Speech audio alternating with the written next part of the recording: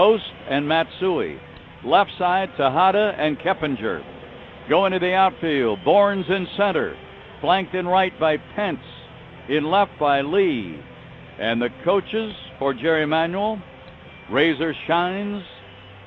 Boy, if you put an N in there instead of a Z, it's rain or shine. We don't have to worry about it. And it's raining in the game at Philadelphia. And their first base coach, Luis Alicea. So the stage is set. And we'll be back with the first pitch in a moment. One of the things that makes baseball great is that it's so unique among sporting events. For example, a baseball field extends from home plate, theoretically beyond its fences, to eternity. Perhaps that helps to explain why the game has expanded across the globe to more than 110 countries. The people of Citgo salute baseball, the one sport that brings us all together. Citgo, there at every turn. Baseball is famous for facts and stats and trivia. But do you know what's inside an official baseball? Many people will tell you the guts of a baseball are comprised of yarn wrapped around rubber-coated cork. But actually, inside every baseball, you'll find the hopes and dreams of kids from around the world. The people of Citgo salute baseball, the one sport that brings us all together. Citgo, there at every turn. Pagan is ready to step in and lead it off. Hampton he'd gone down to work with that rosin bag a little on the back of the hill. Now he's up there. Now, Pudge Rodriguez coming over here to the left a little bit. Don't know what that was all about. But here is Pagan stepping in. And as he does, he's batting .317. And the pitch to him, down and in, ball one, and this ball game is underway. 85 outside, 73 inside Minute Maid Park. Swinging and lining it, hooking down the left side. Hampy left one up and got away with it. That's one thing he's done pretty well lately, Milo. Keep the ball in the park, and the Mets just refuse to hit home runs, by far the worst in the league, but that ball was up in the danger zone. Pecan turned it on a little too quickly and hooked it foul. It's a ball and a strike. Pitch on the way, swinging, fouling it out of play over to the right side. Pecan is a switch hitter with his .317 average, no homers, 3 triples, 4 doubles, 5 runs, batted in. He's only played in 24 of the Mets games. Castillo is due up next. He's on deck to the left side. And there's a liner into left. Another pitch left up. Carlos will field it quickly and hold Pagan to a leadoff single, and that'll bring up Luis Castillo, who's been hot lately in the last couple of weeks, 16 for 40. That's a .400 average in his last 13 games. Castillo hitting .289, no homers, 2 triples, 9 doubles, 20 runs batted in. The first Met is on.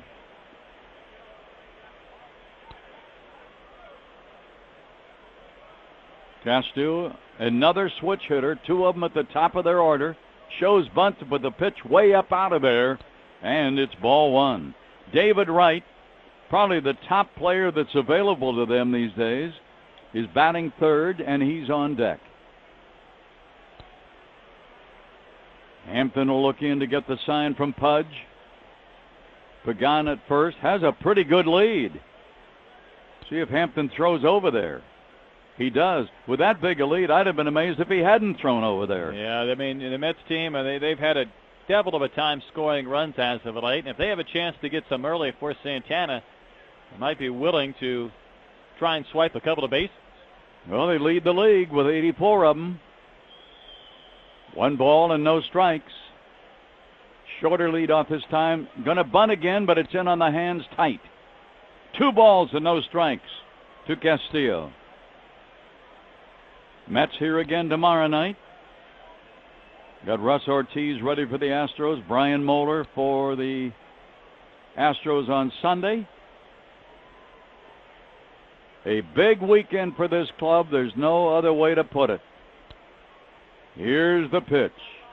And that's down, and it's ball 3 Well, we've seen Hampton fight himself right out of the gates in some first innings, and today's not any different. 2 straight pitches way up, and then one in the dirt to Castillo, who appears like he just wants to give up and out to bunt. 3-0 the count. And that's nothing new with Hampy. He was that way when he was at his greatest. Always, sometimes a little shaky start. And he was going to bunt, took ball 4, and 2 men are on.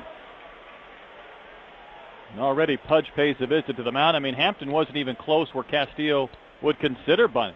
A couple of times he squared around, but Mike wasn't anywhere near the dish. Castillo is a guy who'll draw a walk. That's the 45th time he's walked this year. But he was up there ready to bunt any time. So if you see that guy that's that dedicated to bunting, throw the ball over. You got 8 other guys out there with gloves.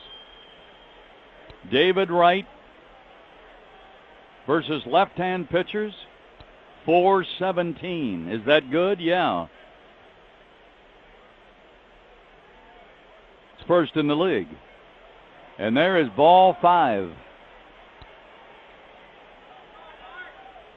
This guy's average is up, but it. Well, he has grounded into 7 double plays.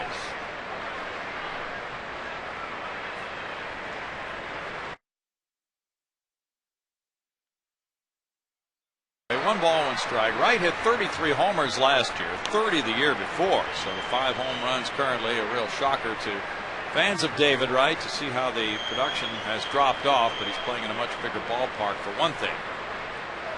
And Shea Stadium was not a good hitter's ballpark, but apparently Citi Field is just an animal. So I guess if you're David Wright, the thing you have to guard against is trying to jerk everything here to take advantage of the Crawford boxes. He rips that line drive and it's foul. Played a ballpark where it's very hard to hit the ball out of the park, and you come here and you see that left field line 315 feet away. You may be inclined to try to hook the ball like that. If you're trying to hook the ball and Hampy throws you a good sinker down and away, you might roll over on it and it might be a double play.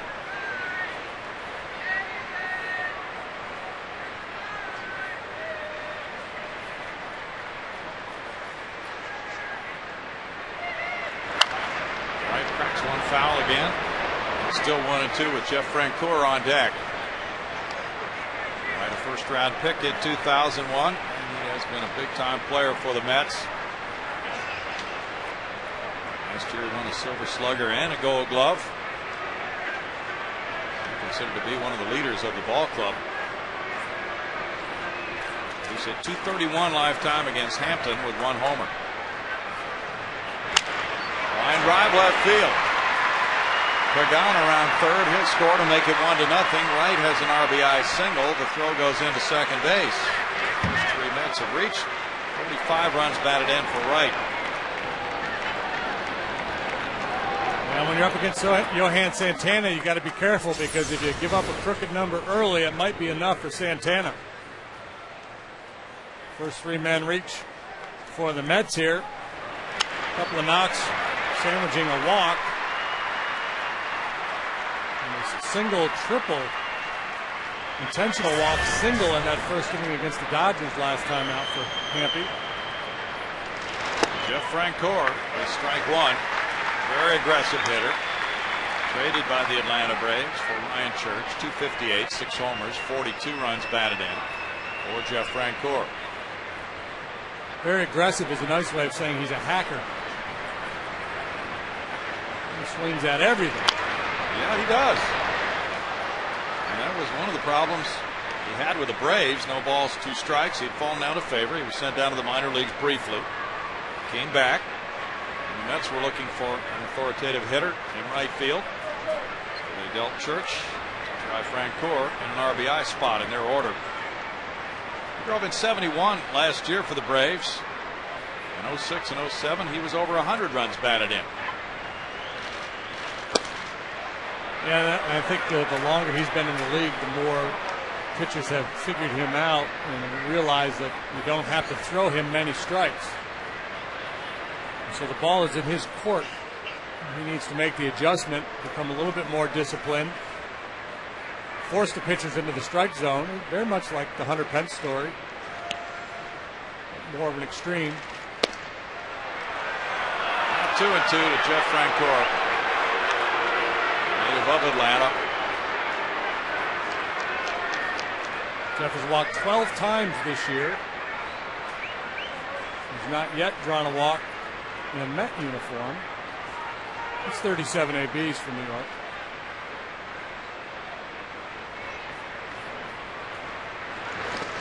Swing and a miss by Francoeur, and he's down on strikes. That's one out.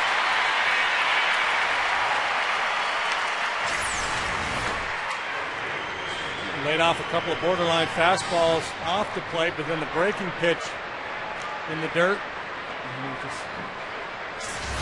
attacks. But Hampton, I think it swings and misses on that pitch from a lot of right-handed hitters. Now Hampton would hope for a double play ball to get out of the inning. Fernando Tatis batting. 242, 4 homers, 20 runs batted in for Tatis. This is a guy you got to look out for. He's got good numbers against Mike. One ball, Keppinger gets it to Matsui, who guns it on to Coast. 5-4-3 double play. For the Mets, it's 1 run, 2 hits, and a man left. 1-0 New York.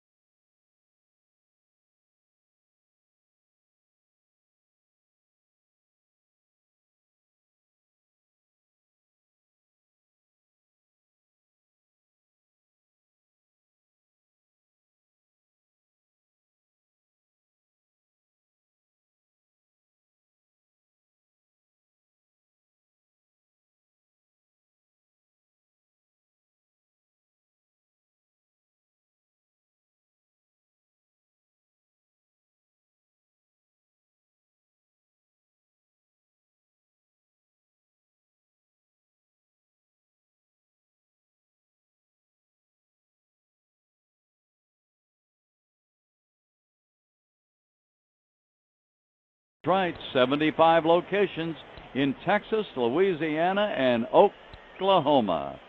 Cons. Here we go with Bourne stepping in to lead it off. Left-hand batter against a tough left-hand pitcher, and the first pitch is a strike right in there. Fastball opens up at 92 for Santana. His ERA, 10th in the league, 2.92. There's a shot to first. Murphy knocks it down, almost fell down, then fell on the bag, really. How convenient. Well, he was playing in, of course, guarding against the bunt, and that ball almost snuck by him even with that dive. And, yeah, was able to crawl to the bag to get the out on Michael. Here is Matsui.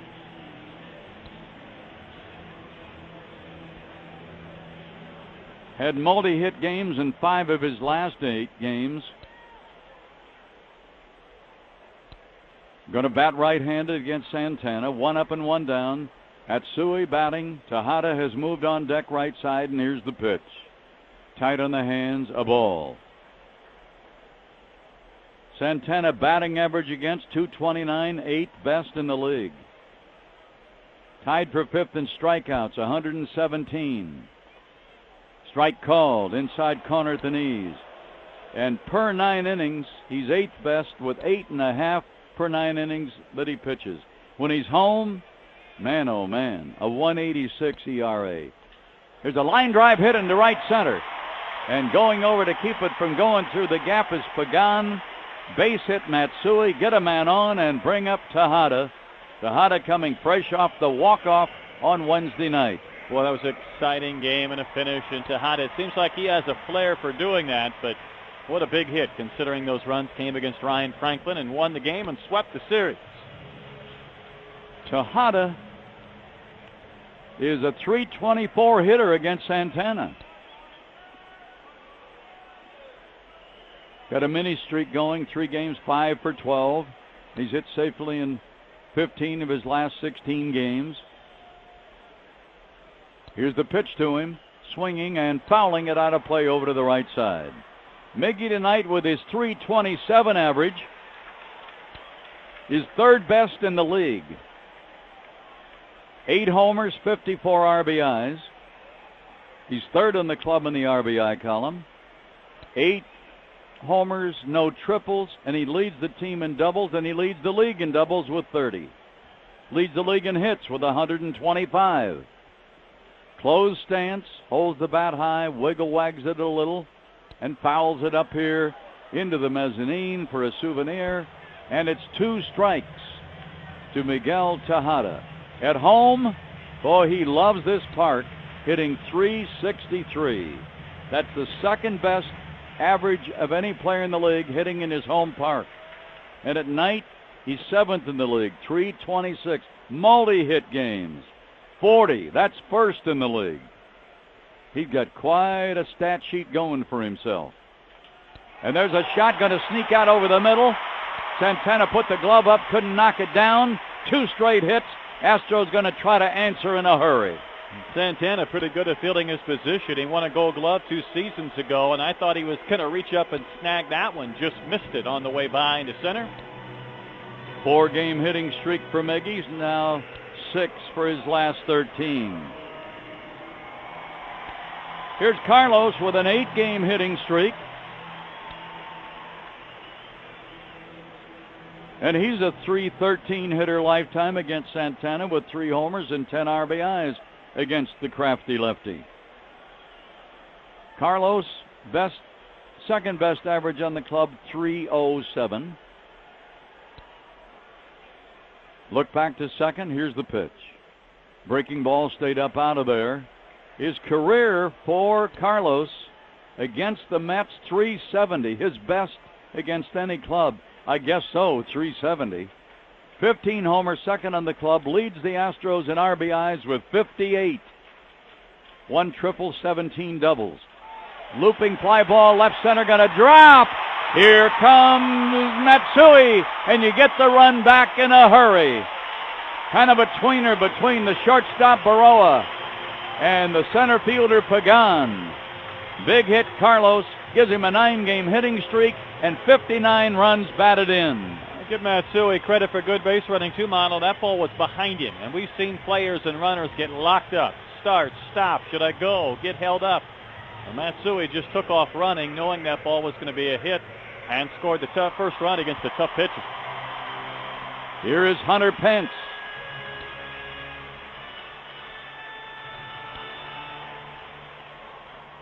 Hunter Pence, a .294 average, 12 homers, 41 RBIs, 4 triples, 16 doubles. Wide open stance. Here's the pitch to Pence. Boy, did he take a rip. He knocked the air out of this park. That pitch was above the belt, and Pence almost went airborne swinging at it. 3 straight hits after the first out recorded on Bourne. Santana looks back. Like Hampton, he works from the third base side of the rubber. Swing and a foul. Rolls over to the right side. He's got Pence down. 0-2. And Pudge is on deck right side. Well, the atmosphere that was here for the Cardinal series has not waned. It's here tonight. Yeah, and you really get a buzz, whether it's on talk radio, just the fans, neighbors. A lot of people excited about this club right now. Ready for the 0-2. Here it is. Down a ball and makes it 1-2. There's a lot of crow dinners I'd like to serve. You talked about guys who've climbed on the bandwagon. Yes. There's been a bit of that. And I've got several different recipes. I can fix it several different ways. 1 ball and 2 strikes. Tejada second, Lee at first. 1 out. Long hesitation. I'm surprised Pence didn't step out. Fouled up into the top of the screen. And the way Pence grabs that bat handle, you almost think sawdust is going to come out of the end of it. When a pitcher pauses that long at a stretch, usually a hitter will step out on it. Yeah, and it's a pretty good strategic move. You just don't want to get your body muscles kind of locked in that same position. I think he's so intense that isn't part of his thinking in that situation. Ready for the 1-2. Here it is. Fly ball out into right center. Going to hang up for Pagan. Runners will have to hold at second and first. 2 away in the inning.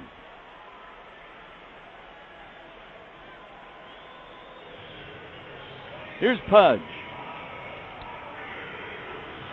He's 8 for 16 in his last 5 games, and he's 4 for 10 on his current 3-game hitting streak. Pudge with 8 homers, 32 runs batted in, 2 triples, and 14 doubles.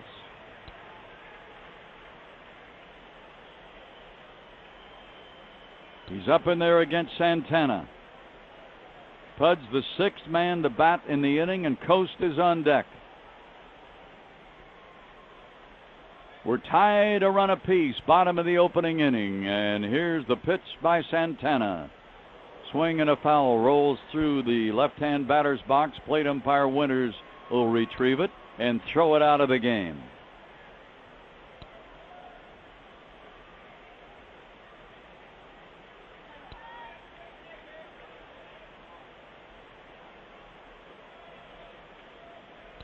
Santana gloved left hand on that right hand on the knee, and now he'll straighten up and stretch. Looks back to second. Now delivers. Fouling it. Boy, that jumped up and rolled over here to the on-deck circle to Coast. Thinking about throwing that ball out like the umpire did. There's a lot of people, the old-timers will tell you, that when they didn't do that, and they maybe played the whole game with a dozen balls, not 3 or 4 dozen like we do now. You don't think that didn't help a lot of those pitchers that threw all those complete games and pitched all those innings? High fly ball center, but it got up in the air and died. Pagan is back about 10 feet short of the track. Pudge gave it a hefty swing, but to the deep part of the park. But the Astros get a run. RBI Carlos.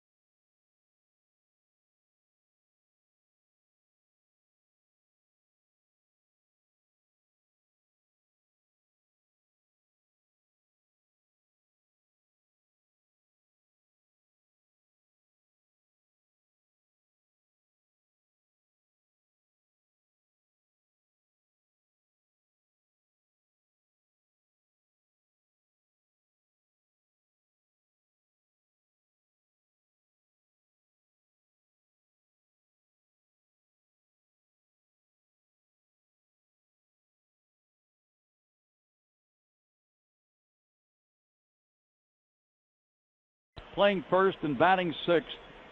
Left-hand batter will lead it off against the lefty, Mike Hampton. On the roof deck tonight, University of Tulsa, the Houston alumni. Yes, they're waving back. University of Tulsa, Houston alumni on the roof deck.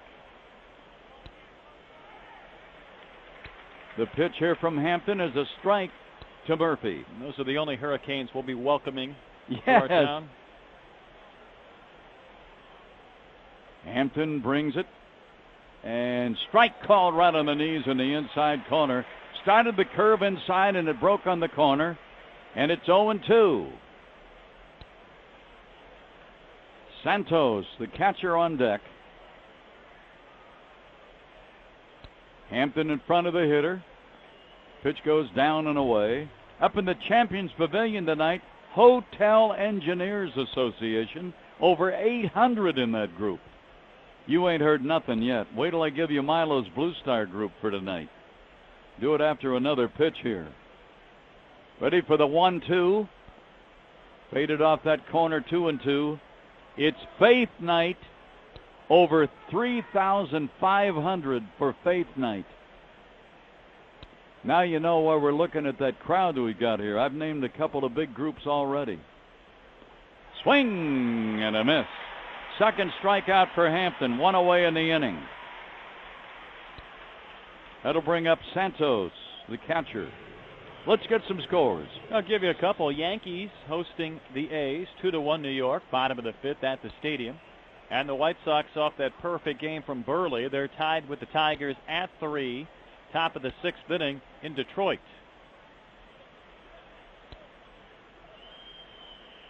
Hampton delivers, and it's upstairs a ball.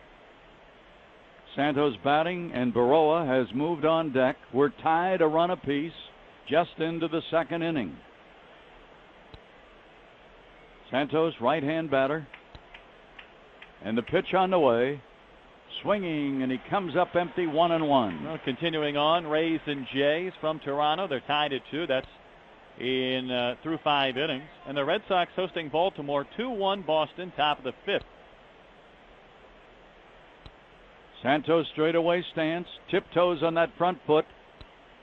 1 out and nobody on. Sign given by Pudge, and Hampton ready to bring it. Up a little, a ball, and it's now 2-1.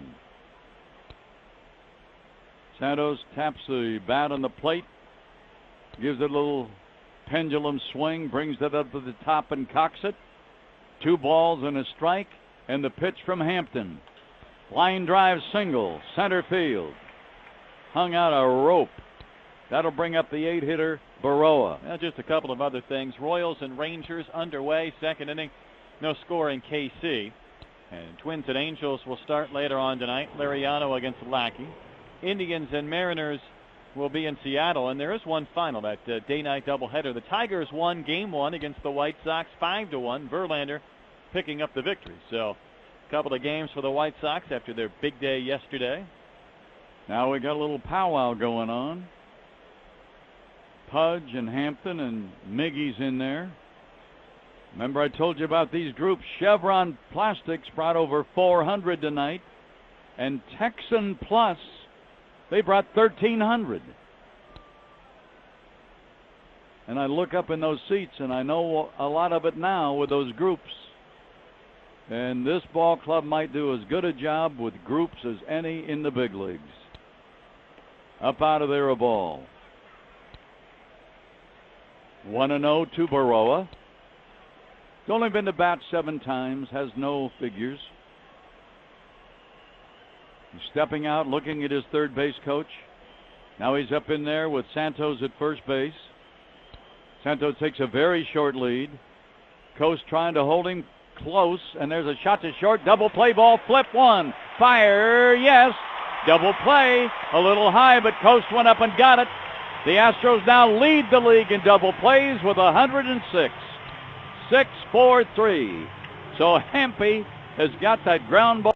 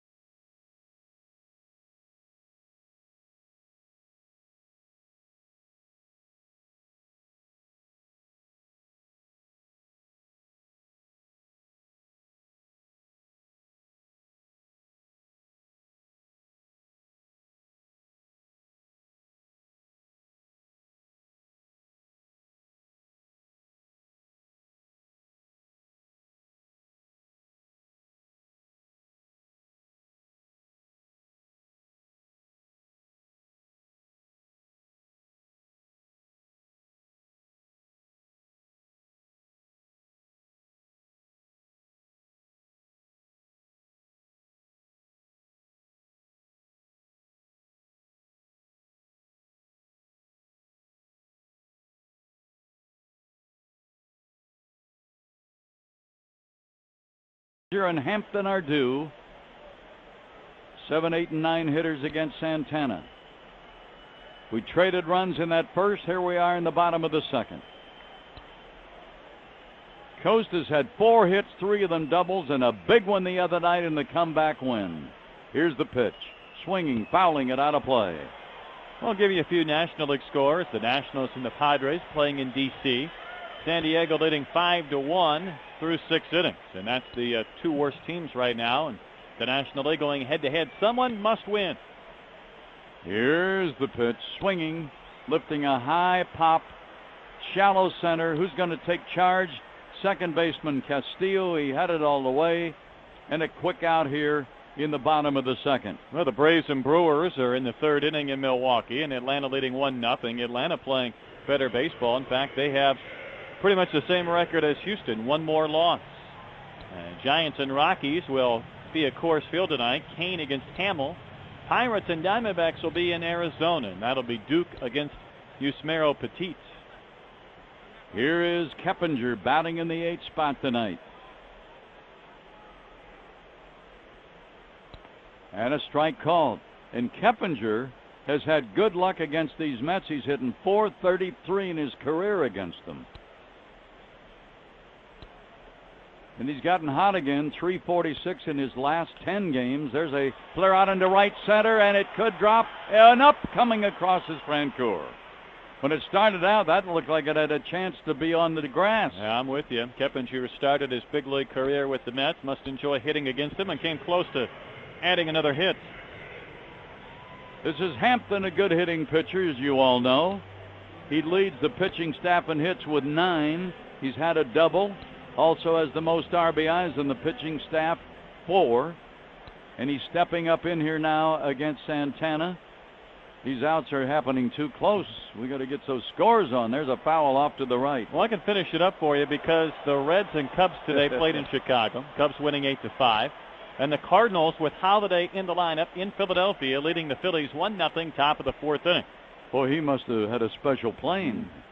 Here's a bouncer to first base. Murphy has it. Underhand toss to Santana. And just like that, quick, a 1-2-3 inning. We'll go to the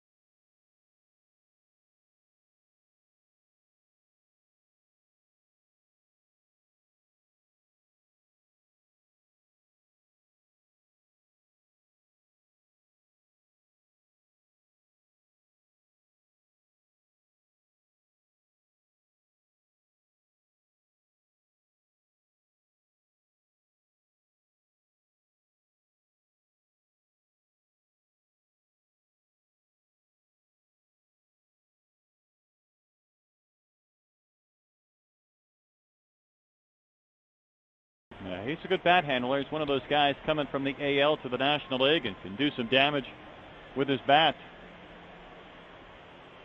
So he's coming up here. He'll bat left, and he throws left.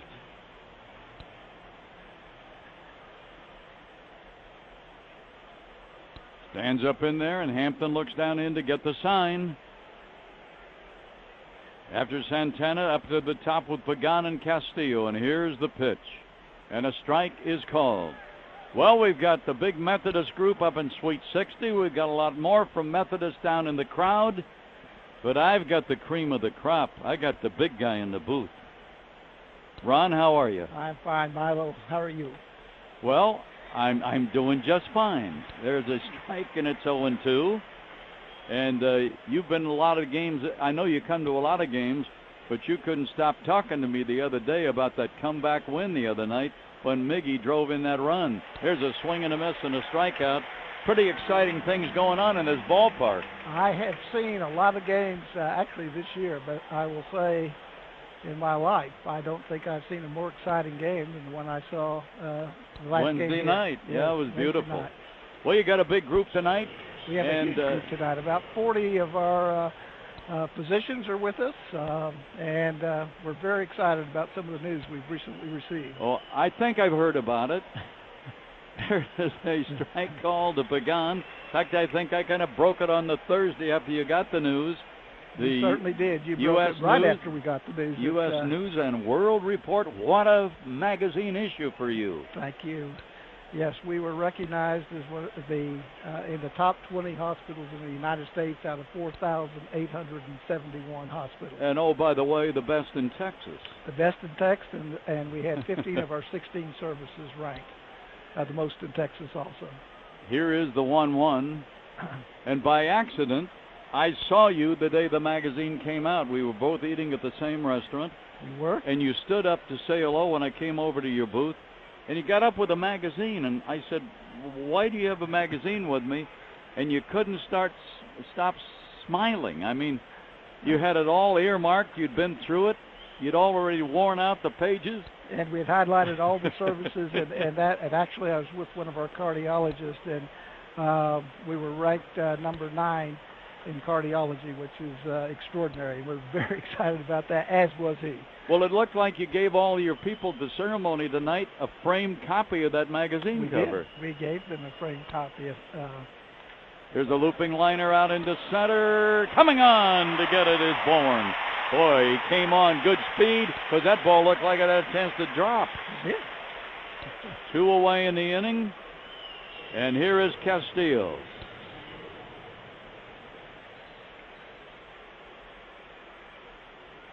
Castillo walked in the first inning. Second switch hitter in a row at the top of their order. Castillo waiting on the pitch here from Hampton. Hampton struggled early, but has had 2 double plays that have helped. And there's a shot into center, a base hit, and that is their 4th hit. They've out-hit the Astros the early going 4-3, and the game is tied at 1. Now what category do we want here? Well, we can talk about a big event that we're having with the Houston Astros on July 31st here at Minute Maid Park. It's recognizing the Negro Foundation and brain aneurysm, and also in support of the Methodist Hospital Neurological Institute. That's going to be right here at the ballpark, isn't it? Right here at the ballpark. And the Astros and Methodist are a big part of promoting that. They are. And the Negro Foundation with Natalie Negro, Joe's daughter. I didn't realize what a outstanding pitcher he was. Oh, very good. 22 seasons. Well, he's been gone all these years. I mean, not from because he just died a couple years ago, but he still holds the record for the most wins in the history of this franchise. Yeah, it's 144. Yeah. And he won 221 games in total. So. And he's a member of a combination that won more games than any brothers. He beat the Perry brothers, he and Phil Negro, who Phil, of course, in the Hall of Fame. Yeah. And he pitched the 1980 game. Oh, ho, ho. The 1980 game. I tell you, those were some kind of games. There's a foul going to make the upper deck and stay up there. And it's 0-2 to David Wright, who in the first inning had a single to left and plated Pagan to give them an early lead, since the Astros have tied it. And that's where we are here in the 3rd inning, talking about Mile High Methodist. You could almost move this hospital to Denver. I mean, that's how high things are at your place right now. It is, and this is our 90th year anniversary of being in operation. and I'm going to believe it's probably the highlight of our 90 years. That's happening right as we're speaking. It's got to be. Well, and then when you gave me the magazine, I said, "You've got this thing all tabbed here." He said, "No, you take it." I said, "Okay." I said, "I'm sure you're going to get another copy." Believe me, I have a lot of those copies, and all of them are tabbed, and we are distributing them. Well, and then a couple of days later on the Thursday morning show that you folks sponsor with me on KTRH, and able to burst that bubble and really tell people about it. And, you know, as close as we are, not only the ball club and Methodist, but me as a person, it just gave me so much satisfaction to hear all those fabulous things in that magazine. Throw it at first, not in time. And there's just so much pride involved for you folks right now. Well, there is, Milo. But I've got to say, also, it's the relationship. We've now been affiliated with the Houston Astros for 25 years. And from our perspective, it has been absolutely extraordinary. Brayton McLean, Pam Gardner, Jamie Hildreth, yourself. I mean, you're special people, and we really enjoy working with you and being with you and being a part of the Astro organization. All right, we got a full count to the dangerous David Wright. He drove in a run in the first inning. Castillo's at first right now with 2 away in the third. Runner will be going automatic. There he goes. There's a foul down to the right side over the far end of the first base dugout. And I know you get around. You don't just stay in that office. You get around because you're a people person. But you must have felt it all the last 10 days as you shook hands with your employees. We have, yeah. We have a lot of events for our employees at the hospital. You're right, I round on patients every day, although I'm not a physician. I enjoy doing that, getting up to the floors. But what else I will say, the organization is special. It's really focused on the patient. It's patient-centered, everything we do, from the physician side, the employee side, highest quality, patient safety, all the services that anything we can do better, we will do, and we try to do it the very best. Well, plus the article now, but you're also picked as one of the top that people love to work there. Yes. Fortune magazine for the 4th consecutive year ranked us. Runner going, down low a ball. You've got 2 on after 2 outs. Second walk given up by Hampton to go with 3 strikeouts. Fortune has ranked us for 4 consecutive years as one of the top 100 employers in the United States. And this year we're in 2009, we were ranked as the number 8 employer in the top 100. So I believe that says a lot for the employees and their commitment to our organization. Here's Francoeur with 2 on.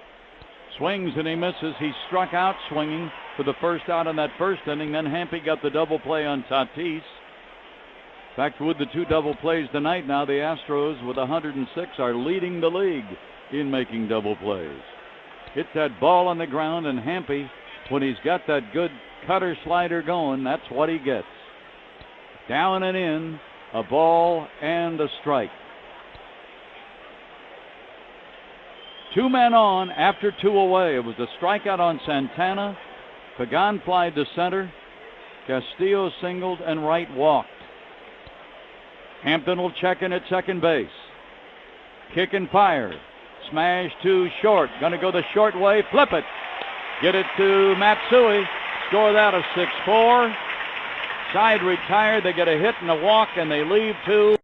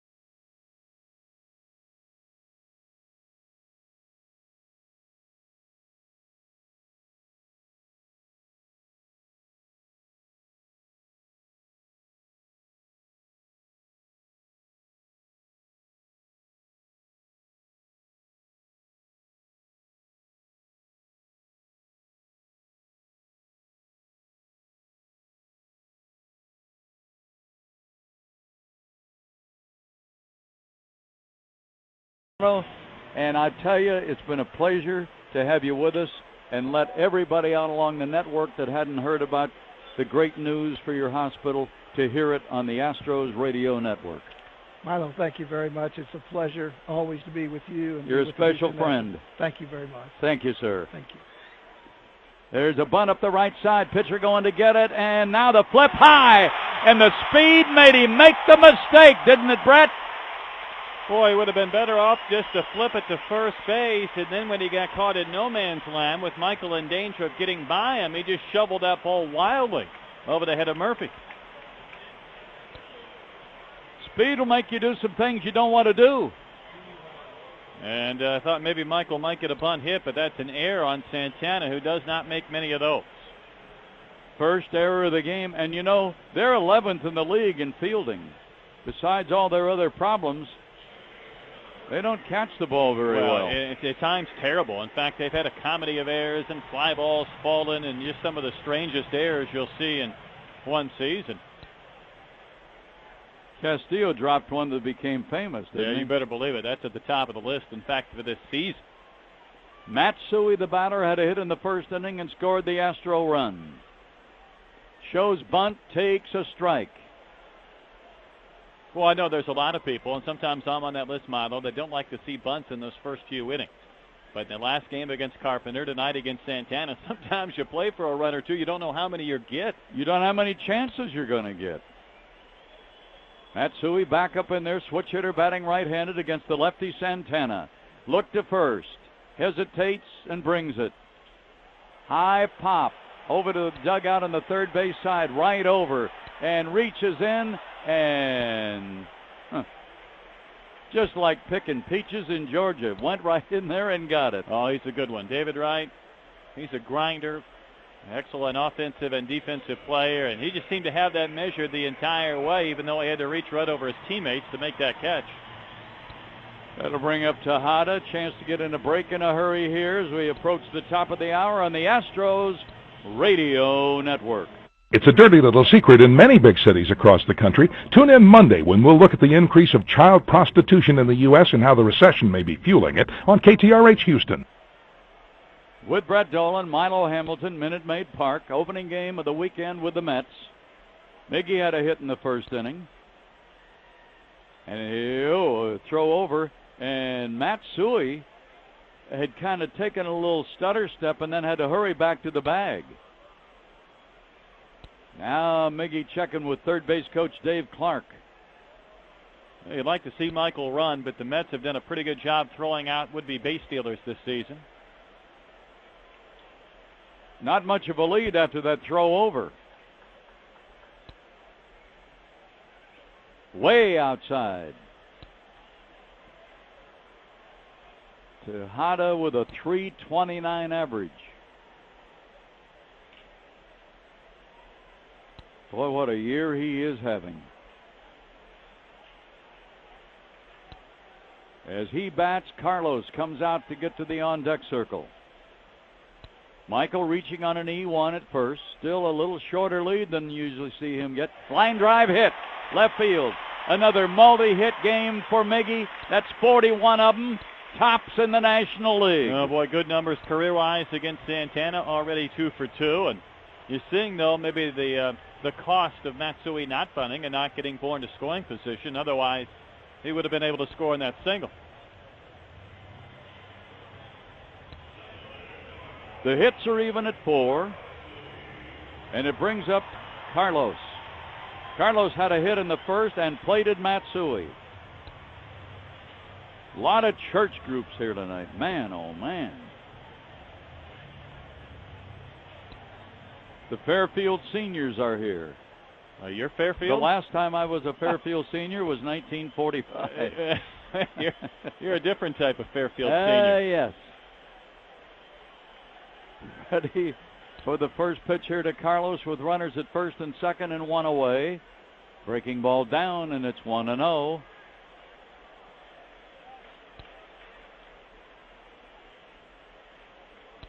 Oh, here's one of your groups. Or maybe it's Dave's. The Tasting Room Wine Cafe. That's all Dave. All Dave, huh? Look back to second. Santana checks and brings it outside to Carlos. You got two guys batting back to back who have done well against Santana, Miggy and Carlos. And between them already early, they've got 3 hits and an RBI against him tonight. 2 balls, no strikes. The look back to second. Here's the pitch. Way outside. You know, he's known for a fabulous change. He really hasn't thrown many changes. No, I'm with you. And I don't know if it's still relatively early for that, or maybe he just doesn't have that feel at least now. But I got to believe he'll be pumping a few of them in there here sometime soon. It's his sign from Santos. A high stretch. And from the letters. And ball 4, bases are loaded. They're loaded for Hunter Pence. An error, a single, and a walk. They have loaded him up, and what a great shot to do some damage here in the 3rd inning. And Carlos is a tough guy to walk. Especially on 4 pitches. You know, he plays every day. It's only the 28th time he's walked.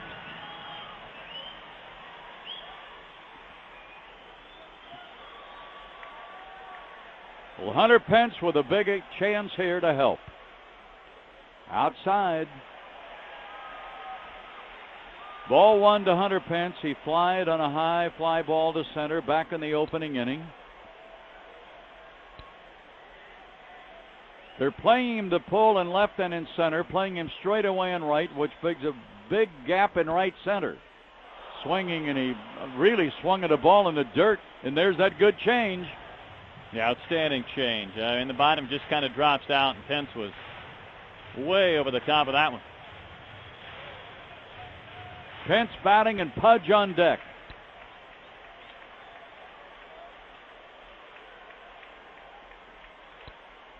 The lefty will stretch, peek over the shoulder to third base.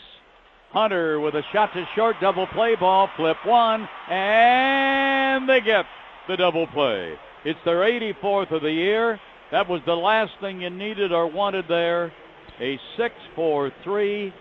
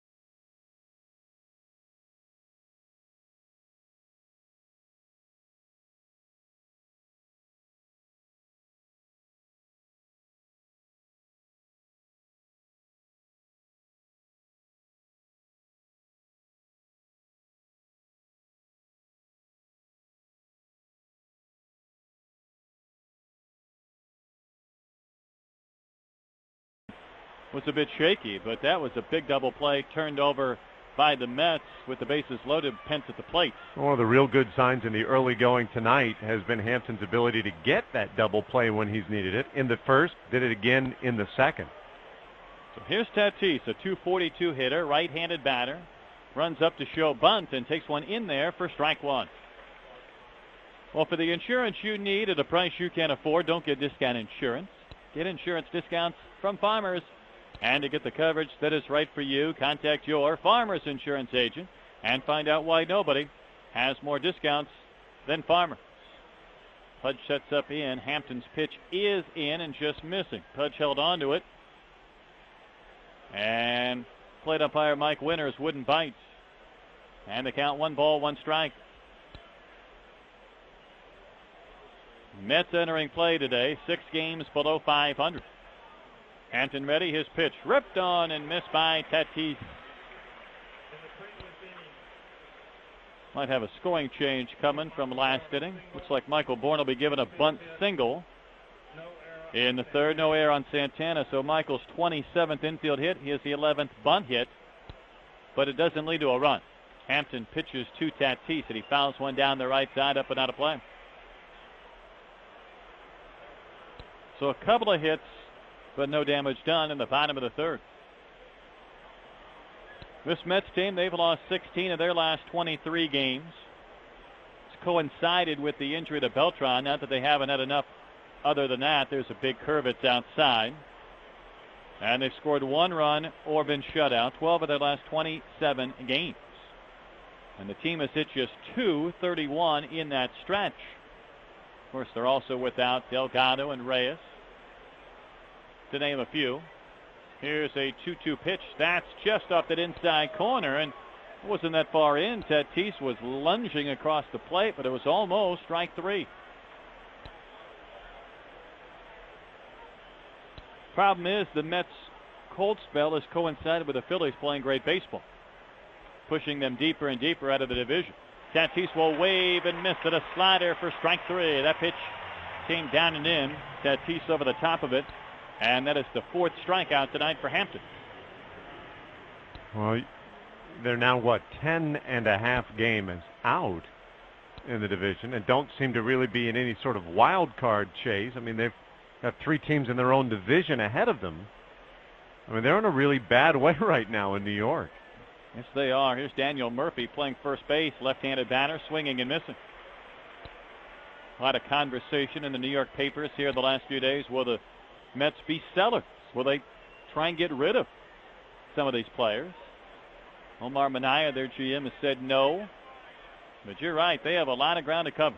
Murphy swings and taps one right back to the screen for strike 2. Well, today, Jerry Manuel, their skipper, was addressing a huge media contingent. I was surprised to see how many of the New York media, still hanging around with his ball club on the road. I mean, at home they typically get a little more than they do on the road, but it was a big group today.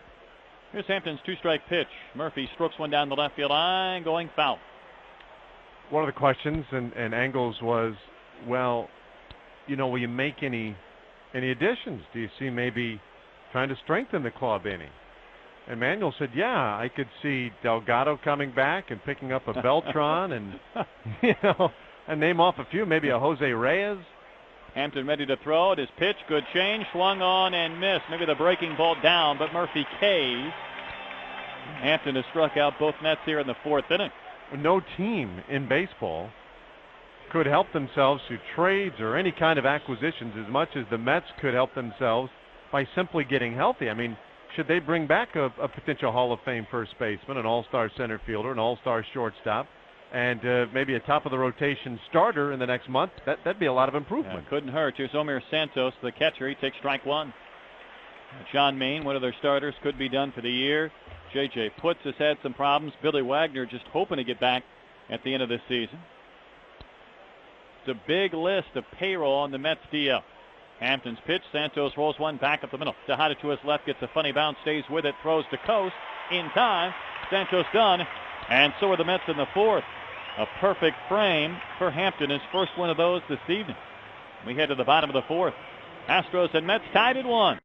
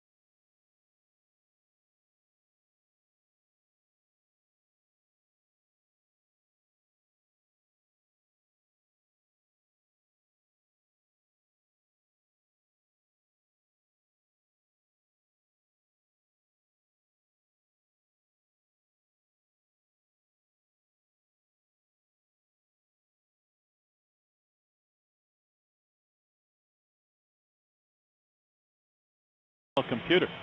The ultimate baseball experience features 100 out-of-market games per week live on your computer, and you can catch those you've missed on demand. For more details, visit Astros.com, where baseball is always on. Brett and Dave with you here at Minute Maid Park, opener of this weekend series with the Mets, and this place jam-packed tonight. Roof closed in a 1-1 game. And Santana will face Pudge Rodriguez, Chris Coast, and Jeff Keppinger. Pudge flied out to deep center his only time in and takes strike one, inside corner. Good change that time from Santana, who got off to some type of start this season. Works from the far third base side of the rubber and pitches to Pudge and bounces one in the dirt.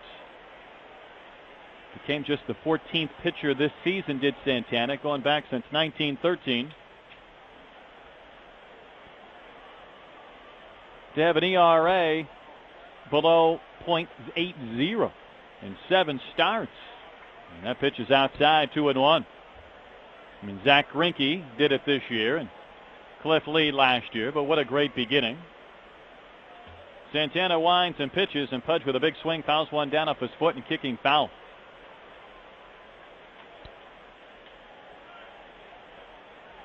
But he is truly one of the best second-half pitchers in baseball. I know we talk about Roy being post-All-Star break pitcher and with a great deal of success. Well, Santana even better, if you can believe it.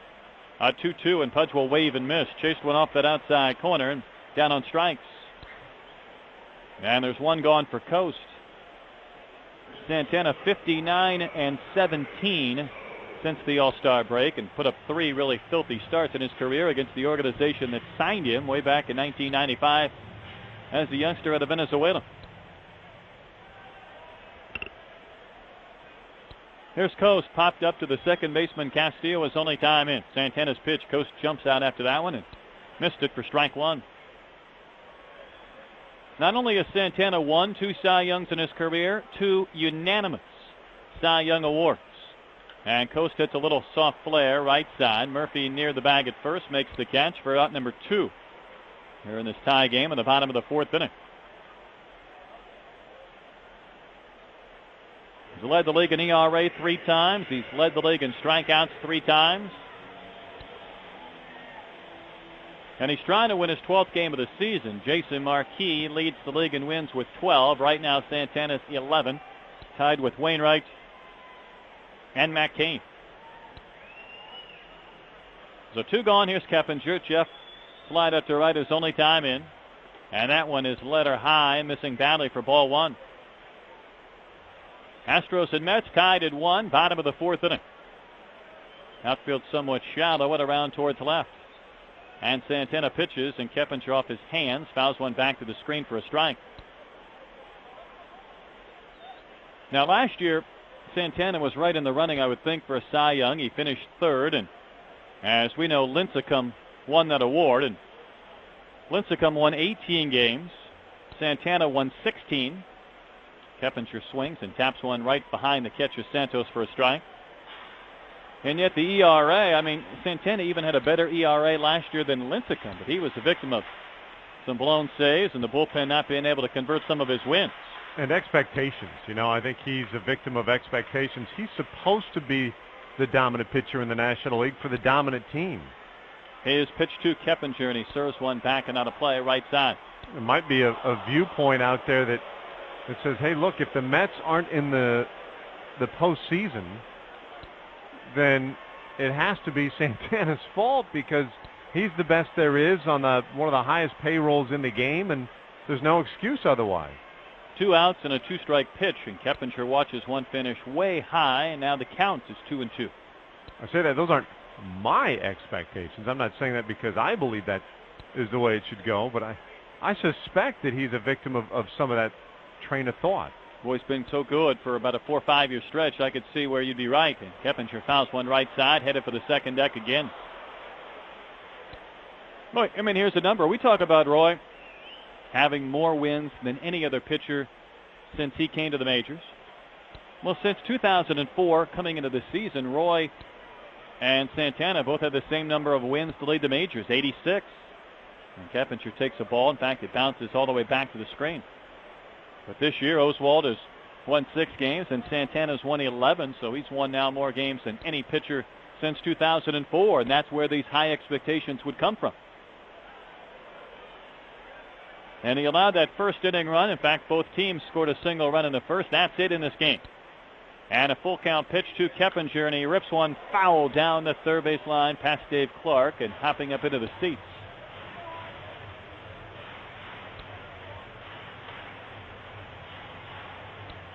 Santana came in with 15 straight scoreless innings before that Lee RBI single in the first. But a golden opportunity last inning. Bases loaded, 1 out with Pence at the plate. But he bounced into a double play to end the threat. Another payoff pitch to Keppinger, and Jeff offers at ball 4, and he fouls one back in the upper deck behind home plate. Mike Hampton waits on deck.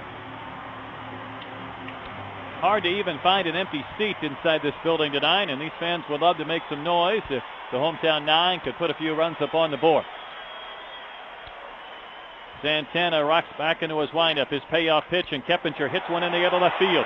Sending Tatis back. He's at the track. He's near the screen. He can't make the play. The ball's out of his reach. Keppinger around second base, and Hull there with the double. And Tatis kept running around the edge of the Landry's Crawford boxes. Got back there near the bullpen and was reaching for the ball but couldn't make the catch. That's a tough left field to play on a fly ball like that. Yeah, that's one of the real tough areas in this ballpark for an outfielder, because you've got to get to the far right edge of those Crawford boxes, and then you've got to get back quickly. And, you know, he was tracking it pretty well, but just couldn't get all the way back to the wall there, recessed at 362 feet. Keppinger, of course, I mean, if that's just a fraction to the left, it's gone. Here's Mike Hampton. Santana to Hampton. There's the ball. Hit in the air. Deep left field. Back towards the Crawford boxes. It is gone! Mike Hampton slugs his first home run of the season off Johan Santana. And he's put Houston ahead 3-1. And Hampton did indeed find the corner of the Landry's Crawford boxes. We were joking before the game today, saying maybe the player with the best chance to hit a home run against Johan Santana was Mike Hampton. Yeah. Well, he's a good pupil. I mean, he saw what Keppinger did and said, oh, well, just get around a little earlier and hit it to the far edge of the Crawford boxes. Very similarly hit balls. Boy, the fans up on their feet now. Michael Bourne takes one down and in for a ball. So the fan that caught that line drive home run will receive Landry's gift certificates. And the pitch to Michael, and that's in there for a strike. Good change from Santana. And the Stanley Tools tail of the tape measures 355 feet for Mike Hampton. At 3-1, Astros lead. And Santana to Bourne. Michael rolls one far to the right side off the glove of Murphy. Rolling towards Castillo. Has no play. Another infield hit for Michael Bourne. 2 more infield hits tonight, giving him 28 on the season.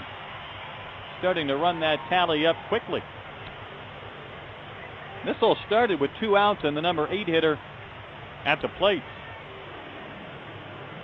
And I'm sure there's there are a lot of people who argue that there is no real psychology in baseball, that it is just a game of numbers, and that over 162 games, you can pretty well have an idea of who's going to do what. I really believe in a psychology, at least in short series or in spurts or whatever, and you've got an Astros team playing excellent baseball right now on a great run, and a Mets team reeling from injuries and bad play, and you can see it playing out tonight. Well, I'm with you. Here's Matsui batting right-handed, taking a fastball strike inside corner, belt high.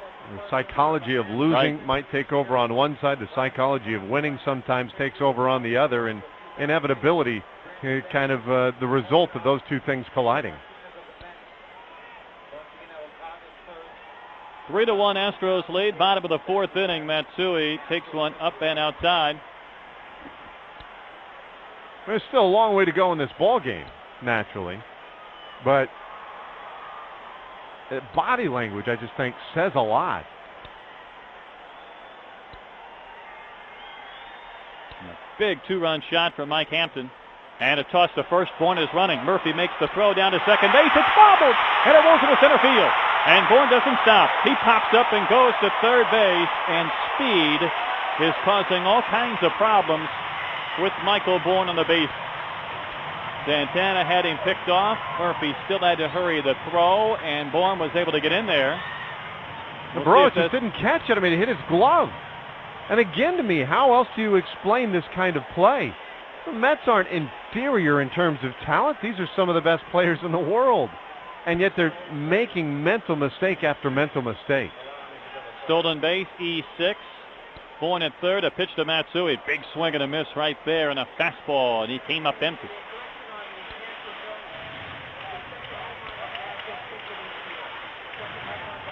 Michael, just a couple of days ago, said on the bases, I'm trying to create havoc and get the attention off the hitter and bring it on to me. Boy, he's done that as well as anybody in this league this year. And Matsui, a high pop-up right side of the infield, should end the inning. But you never know the way things are going for the Mets. But Murphy does indeed make the catch. This inning is over. What a crazy inning. 2 quick outs, yet 2-run score on the Hampton home run. 3 hits in all. An error and a man left. And we played 4 innings.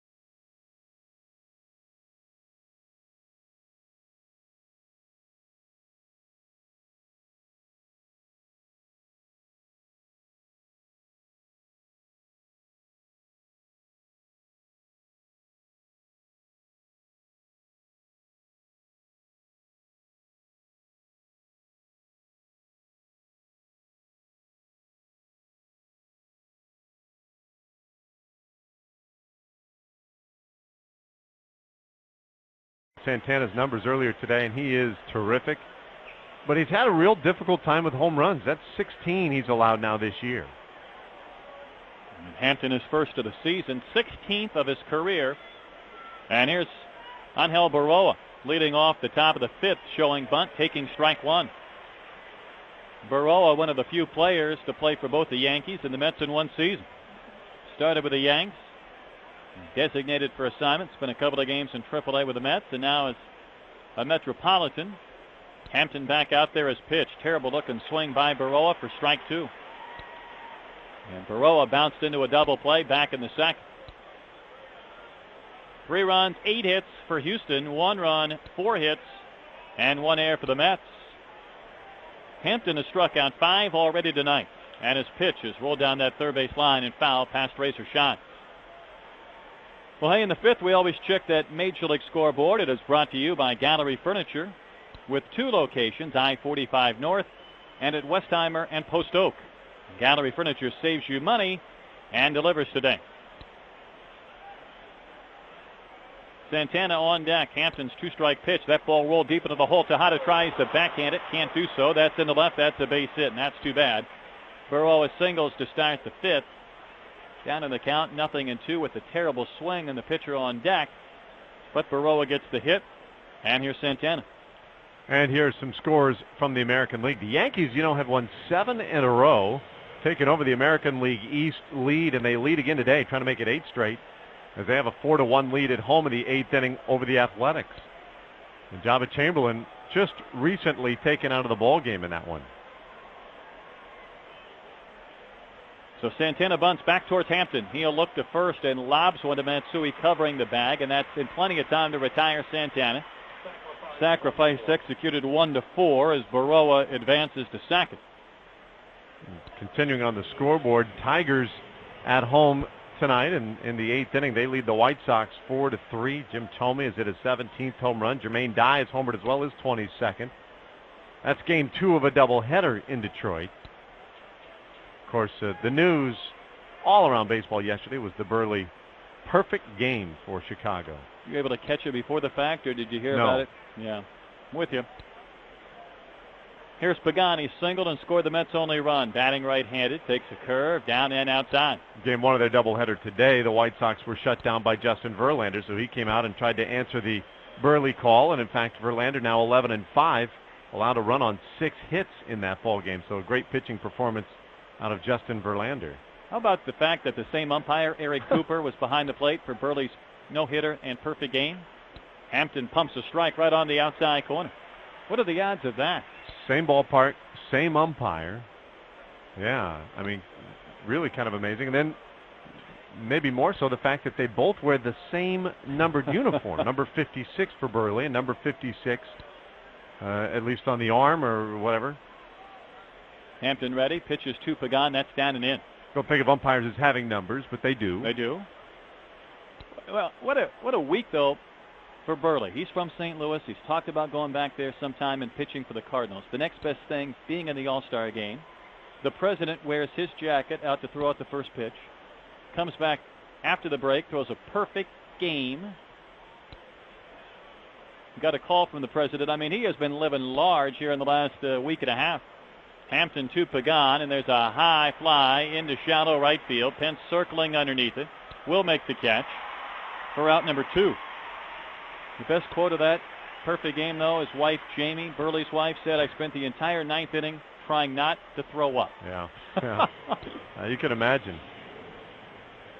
I mean, you think of just how difficult it is to throw a perfect game. You know, it's basically every 10,000 or so, 11,000 games in big league history, you'll get one perfect game.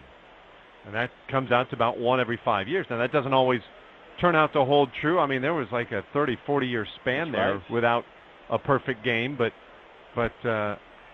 just a remarkable accomplishment. And the catch by Dwayne Wise in the 9th inning as a defensive replacement going over the wall to take back a home run. I mean, that steals the show. Put that on any highlight reel. That might be number 1 this season. Here's Luis Castillo. Steps in there, and Hampton throws strike 1 inside corner. Castillo's walked and singled. Hampton trying to retire him to end the 5th. And Strand Baroa in scoring position and maintain this 3-1 Astros lead. Castillo hitting over 400 in the last 2 weeks. Hampton's pitch way in and missing. Let me wrap up your scoreboard. Rays and Blue Jays tied at 2, 9th inning up in Toronto. The Red Sox have a 3-1 lead on the Orioles. That game bottom of the 7th inning at Fenway. Rangers 1, Royals nothing. That's bottom of the 5th in Kansas City. And the Twins and A's later tonight. So are the Indians and Mariners in Seattle. All right, well done. Astros 3, Mets 1. Top of the 5th here at Minute Maid Park. Hampton pitching to Castillo. And there's a ball hit down the first base line. That's fair. That's down into the corner. It'll score Baroa as Pence will play the carom. And racing to second base is Castillo in there diving with a double. And it's a 3-2 Astros lead. And Castillo's been a thorn in the side of Hampton, 2 for 2 with a walk.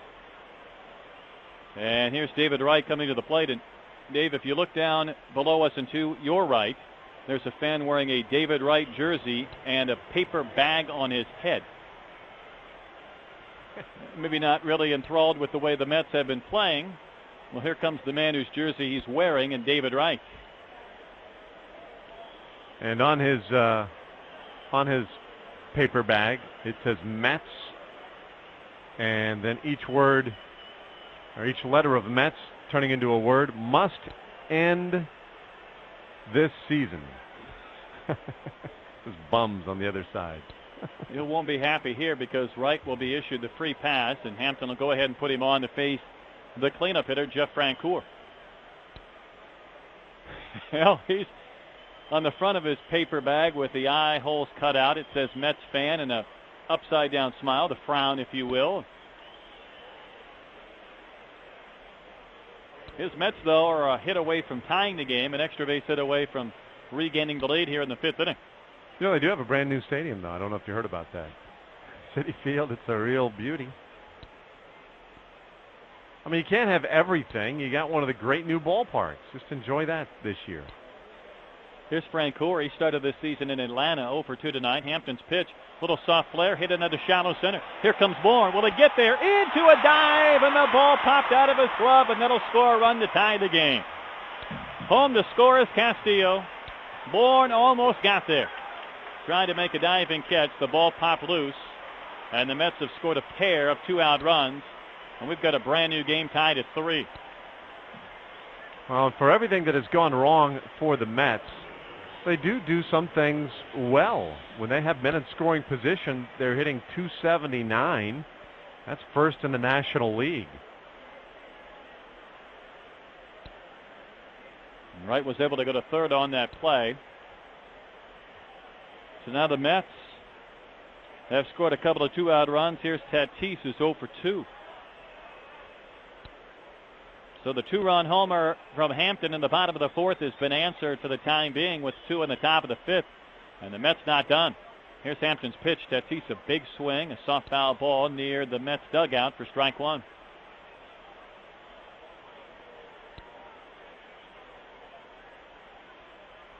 Three runs is a big game for the Mets. And the fans taking the bag off his head all of a sudden.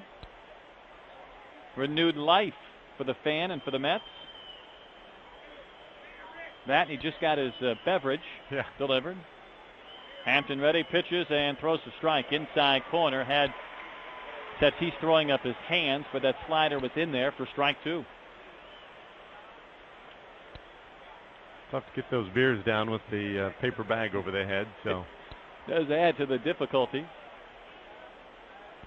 Right at third base, he was issued the free pass. Francoeur at first with the bloop single, and Tatis takes one way in. Clearly, the scouting report on Tatis is bust him inside, because that's where Hampton's been living.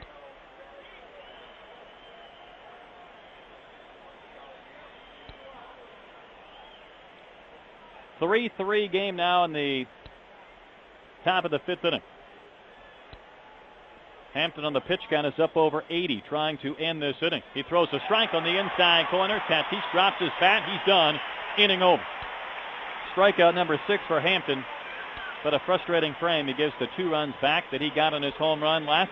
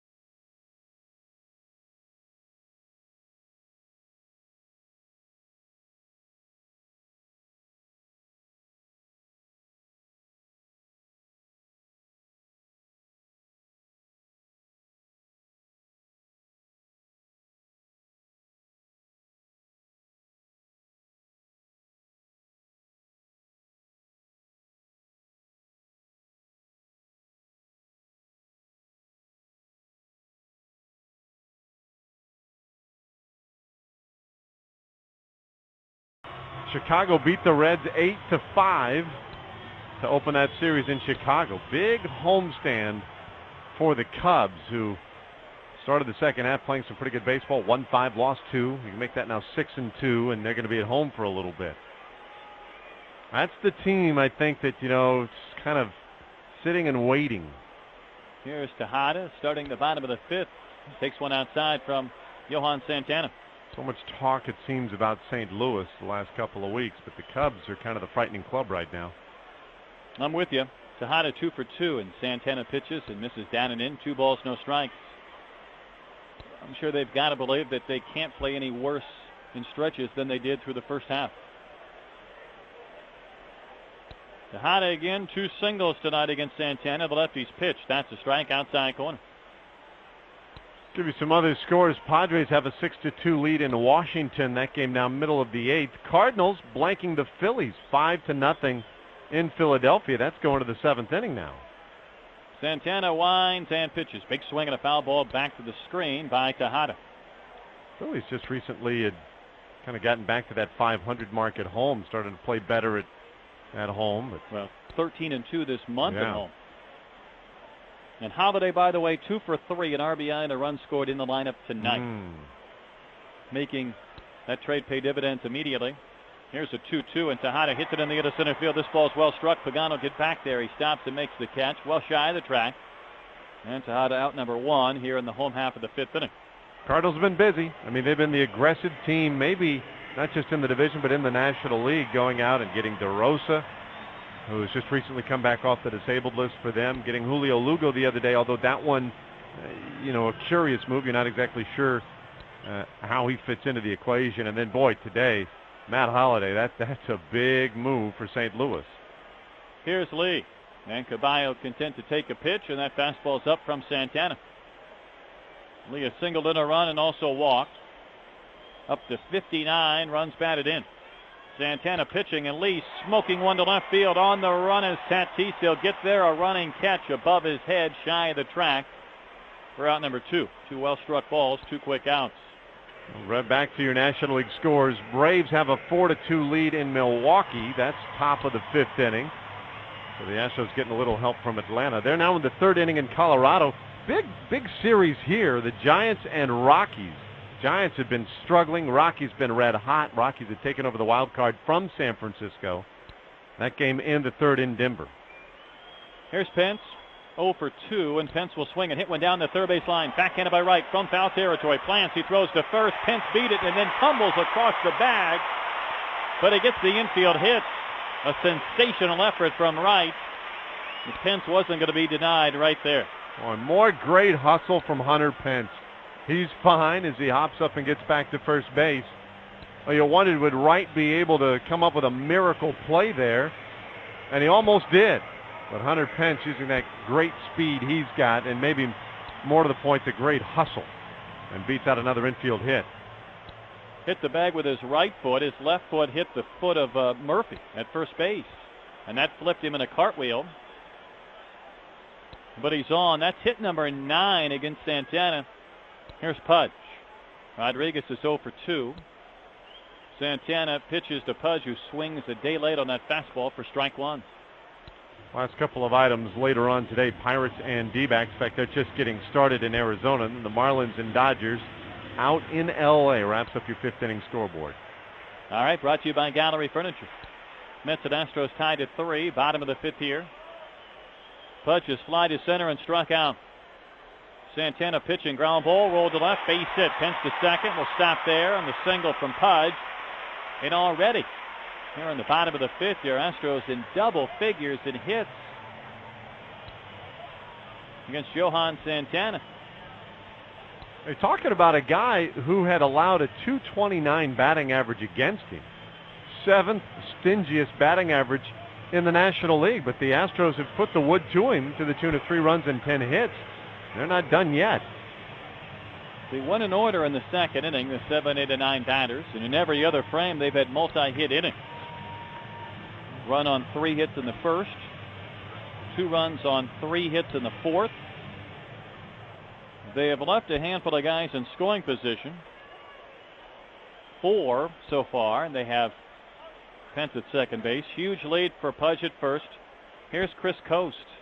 Coast is 0 for 2. And Santana ready in a pitch. There's a ball smoked to left center field. That's a base hit. In fact, it'll plug the gap to the wall. It'll score Pence. Rounding third is Pudge. He's going to score on a big 2-run double from Chris Coast. Hey, put your Astros back in front. 5-3 Houston. Coast delivers again. And in a few days, here with your Astros, he's had some very big hits. Again, you tip your cap to General Manager Ed Wade. Plucked Coast off waivers. It looked at the time to be more a defensive move than anything else, guarding against the Cubs getting him. But he has proved to be invaluable with Erstad and Berkman going down. And he's more than just plugged first base. He's been brilliant at the plate.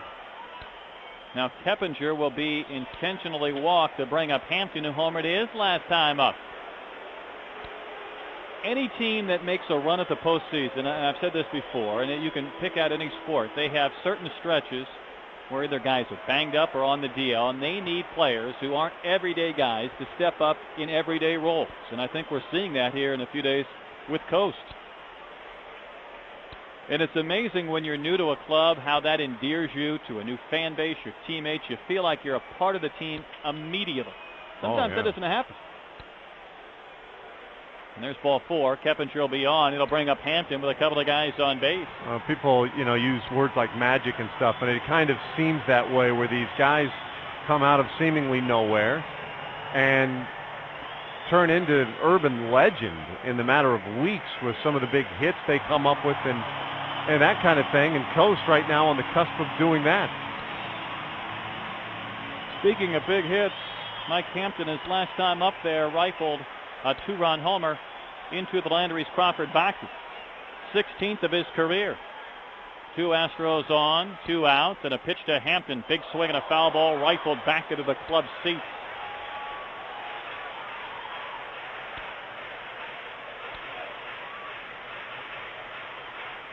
Hampton's high was 7 home runs. He had 7 as a Rocky in 2001.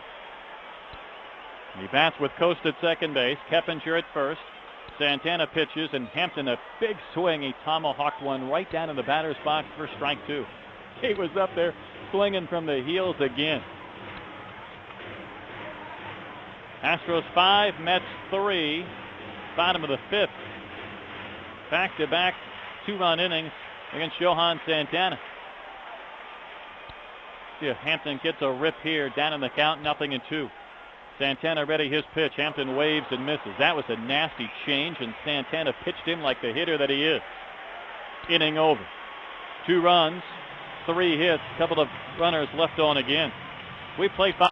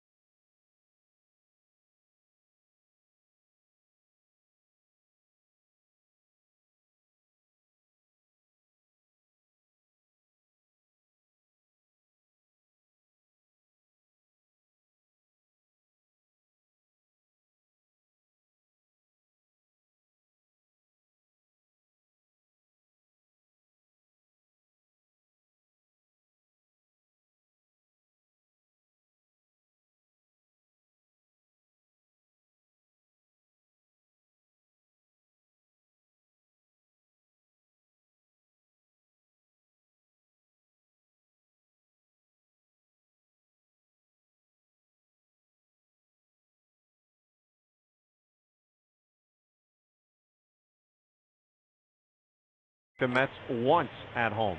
The Dodgers once here at home. And only once at their place. Usually there's one or two teams you might get an extra visit with. This year the Astros will go see the Diamondbacks for a second time in Arizona later on.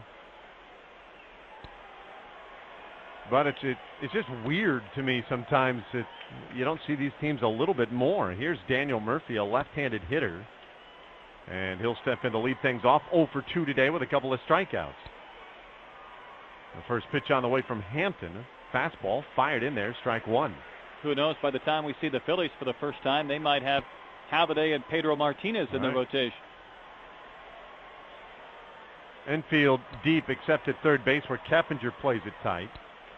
And the pitch on the way, that's shot over third, but foul up into the seats on the left side of the stadium. And the count 0-2 on Daniel Murphy, a .241 hitter coming in. 5 homers, 31 RBIs. There's been a major power outage, though, with these New York Mets. The windup now in the 2-strike pitch. And Murphy will watch that one run low for ball one. The Mets have 4 home runs this month. You want their leading home run hitter for the month of July?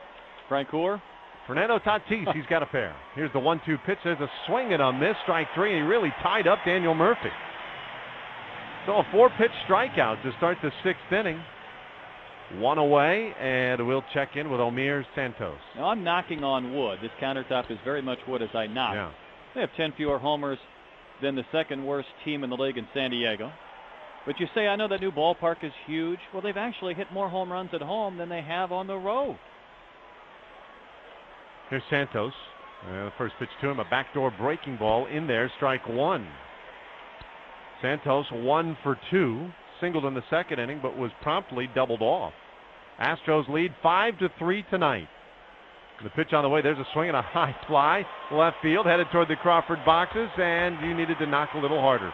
Home run for Omir Santos. Made it a 1-run game now, 5-4. Astros lead on the Santos homer.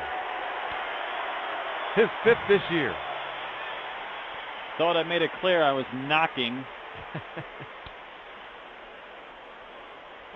Well, as much as I'd like to charge that one to you. You started it. I doubt we really had any impact on the outcome of that pitch. But, I mean, it's possible. Here's Angel Baroa. The first pitch to the right-handed hitter is taken outside at low, ball one. I mean, if that's the case and you want to charge either one of us or both of us with that home run, that's fine. But I want to take credit then for this incredible run the Astros are on, this great success they've had. The 1-0 pitch, there's a swing and a bouncer towards short. Nice easy hop for Tejada. He's got it, throws to first, gets Baroa, and there are 2 gone. I mean, you can't just pin me with the bad and not give me any of the good. Or you could realize that maybe it's just, all the players. Completely out of our control. And that I'm really sitting up here talking about what I'm saying. I don't know. I'll go with that one. I really will. 5-4. Astros lead. And here comes Johan Santana. They average at 103. Laid down a sacrifice his last time up. And the first pitch on the way from Mike Hampton. A heater. Misses a little bit low and in, ball one. So tomorrow, back out here again, a 6:05 first pitch, 5:40 for the pregame. And we at least now know who's going to be pitching. It's the 1-0 pitch right on the outside corner, the count 1-1. Jonathan Neese will be activated tomorrow for the Mets. The 22-year-old left-hander will start for New York. Hampton comes to the plate 1-1, and that's a fastball down below the knee. The Astros, meanwhile, will go with Russ Ortiz. I know it's AAA, but Neese has put up some filthy numbers at Buffalo. Infield back deep. Outfield swung over to left on Santana. Here's the pitch to him. There's a swing and a miss. That'll even the count now at 2 balls and 2 strikes. These two teams exchanged a single run in the first inning. Astros got 2 in the 4th on a Hampton homer. The Mets came back for 2 in the 5th. Astros 2 in the bottom of the 5th, and now a run for New York here in the 6th inning. And the pitch on the way to Santana is outside runs the count full. It's a 5-4 Astros lead tonight. Sellout crowd at Minute Maid Park. We're going to have huge crowds here this weekend. Fans getting into it. Here's a 3-2 from Hampton, and there's a swing and a bouncer foul by Johan Santana.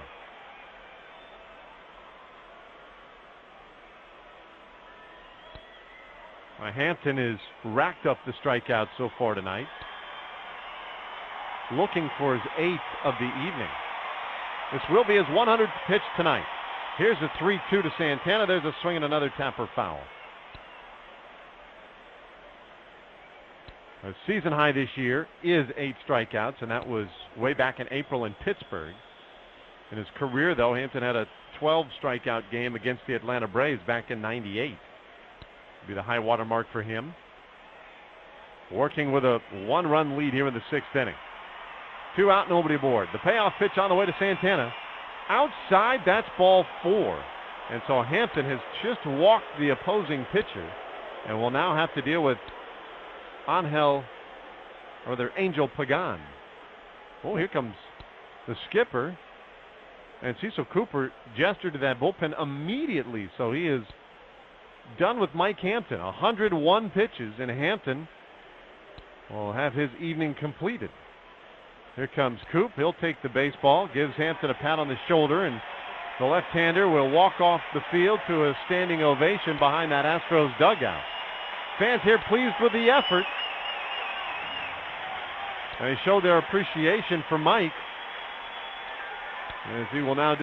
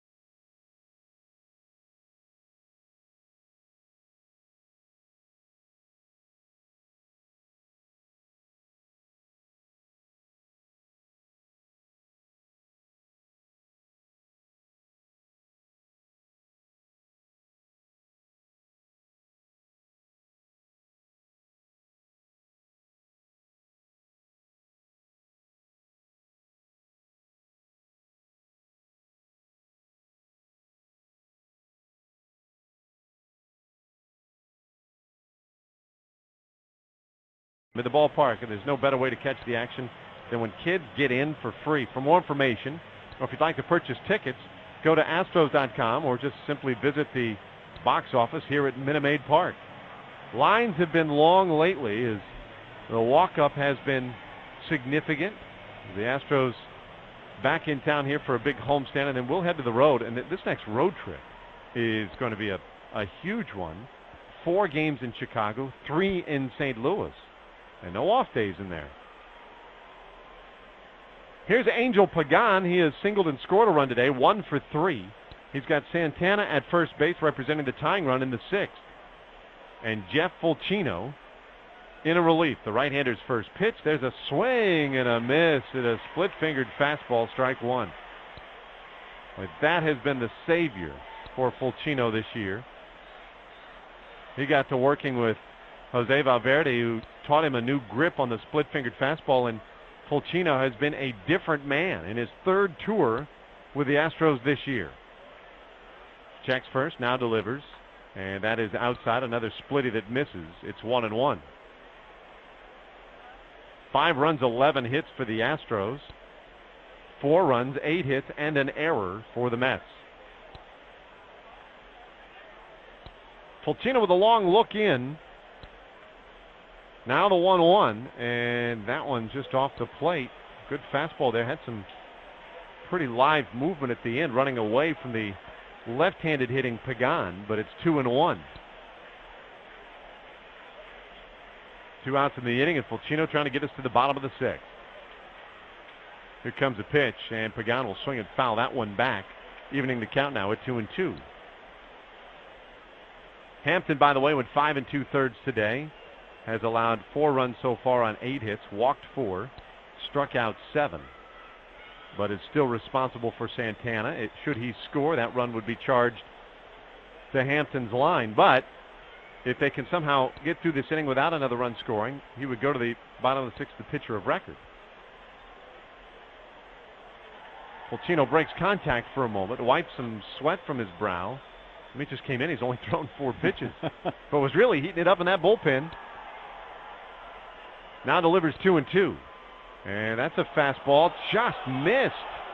Boy, that one had some giddy up too at 96 miles per hour. Boy, looked pretty good from up here. No call though from Mike Winters. A borderline pitch. So Fulcino needs a big one here. The runner will be going from first. Infield is back. And the 3-2, there goes the runner. There's a swing, and that's fouled over to the left side and up here into the club level of seats.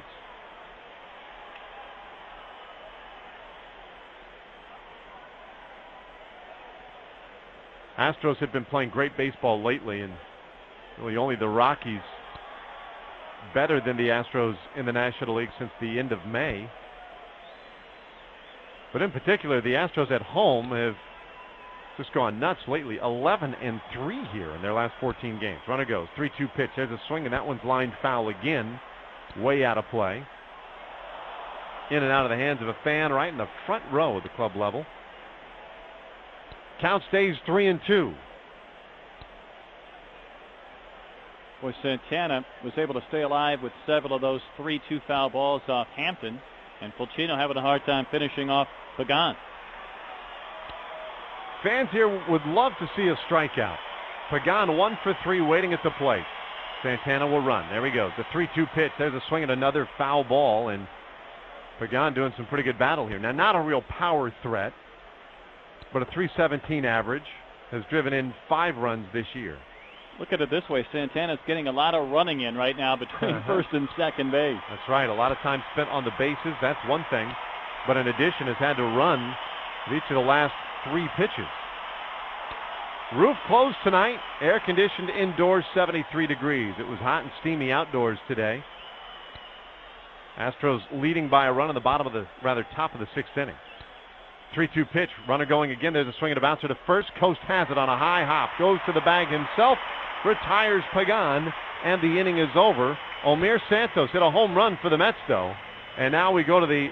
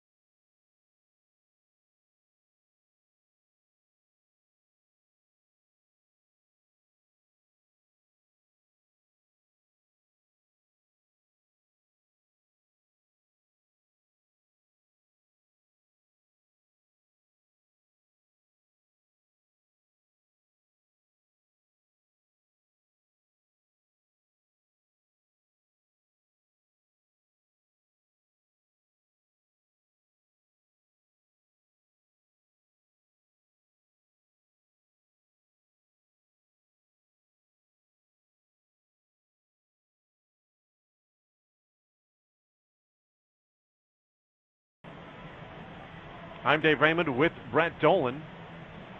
And as we go to the bottom of the 6th inning, let's pause quickly, 10 seconds for station identification on the Astros radio network. Could global warming be a threat to our national security? Wake up with Houston's Morning News Monday for more on that, plus traffic and weather together on News Radio 740 KTRH, Houston. Well, now the bottom of the 6th will begin. Top of the order is due up. Bourne, Matsui, and Tejada. Hampton was up to strike out to end that 5th inning.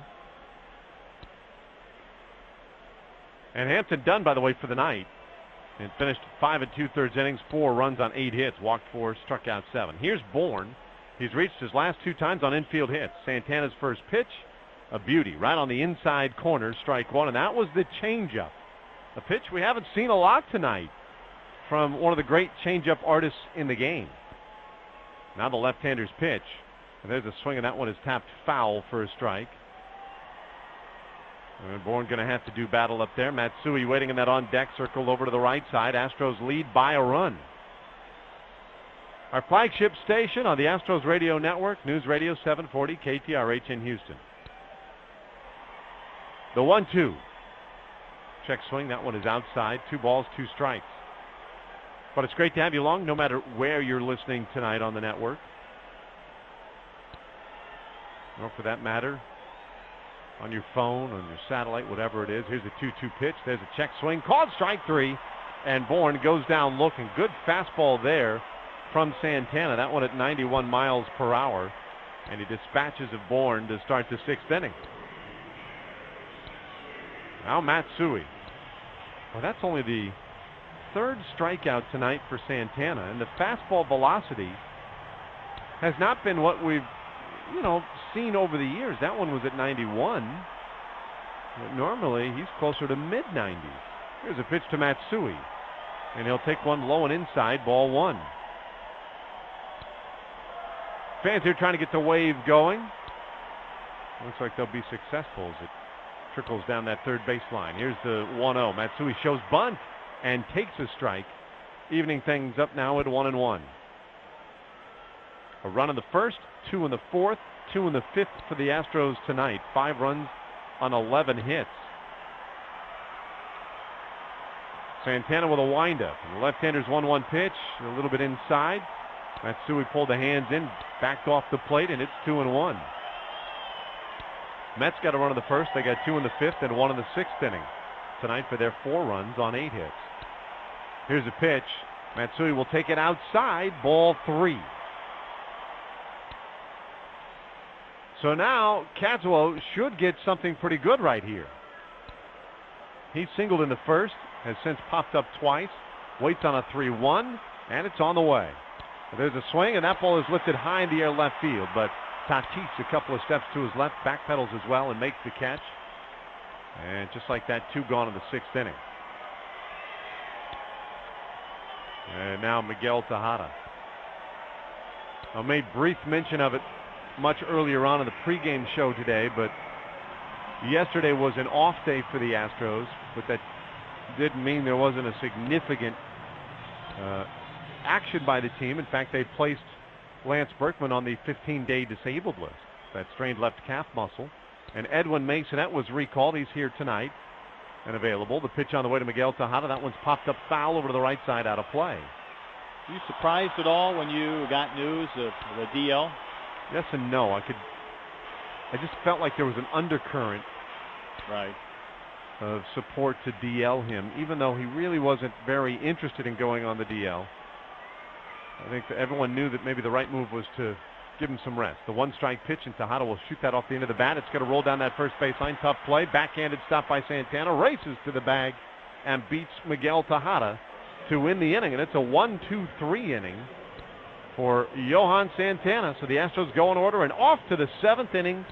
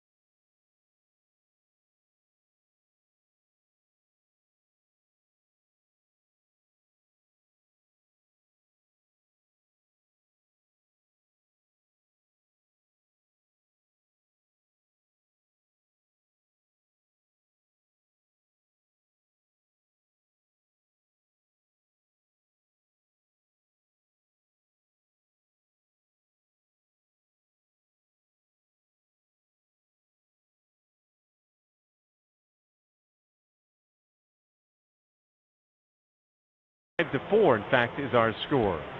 And there's a new pitcher in the ball game for the Astros. All right, it's Alberto Arias.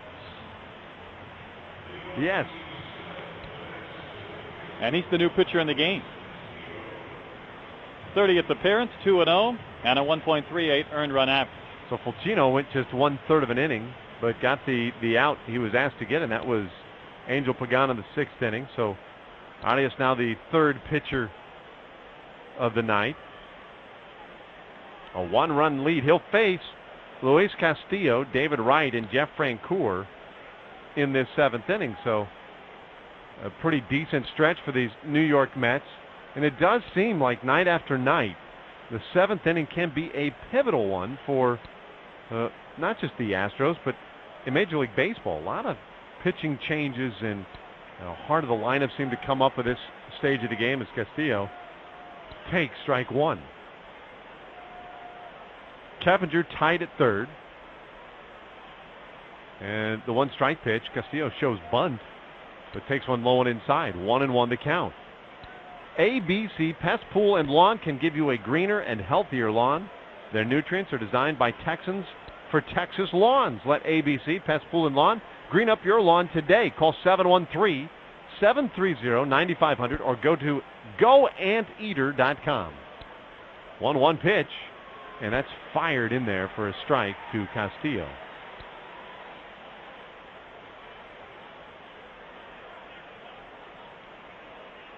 Castillo's been a real pest tonight.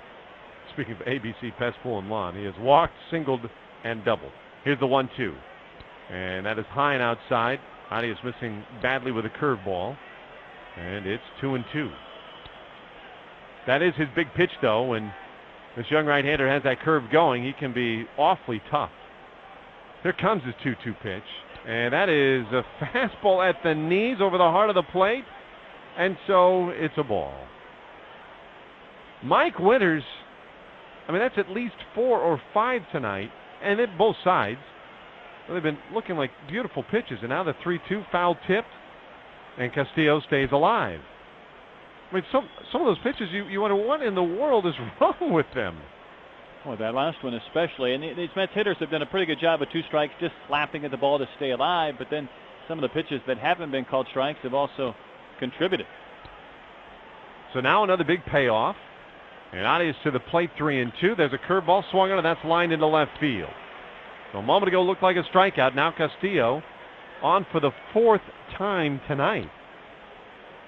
And he has a 3-hit evening. He's on for David Wright. And Castillo does have some decent speed. He has stolen 11 bases this year.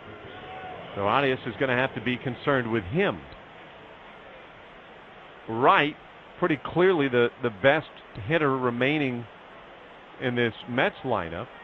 I don't mean tonight, I mean in general. What with Delgado down, Beltran down, Jose Reyes down, all on the disabled list.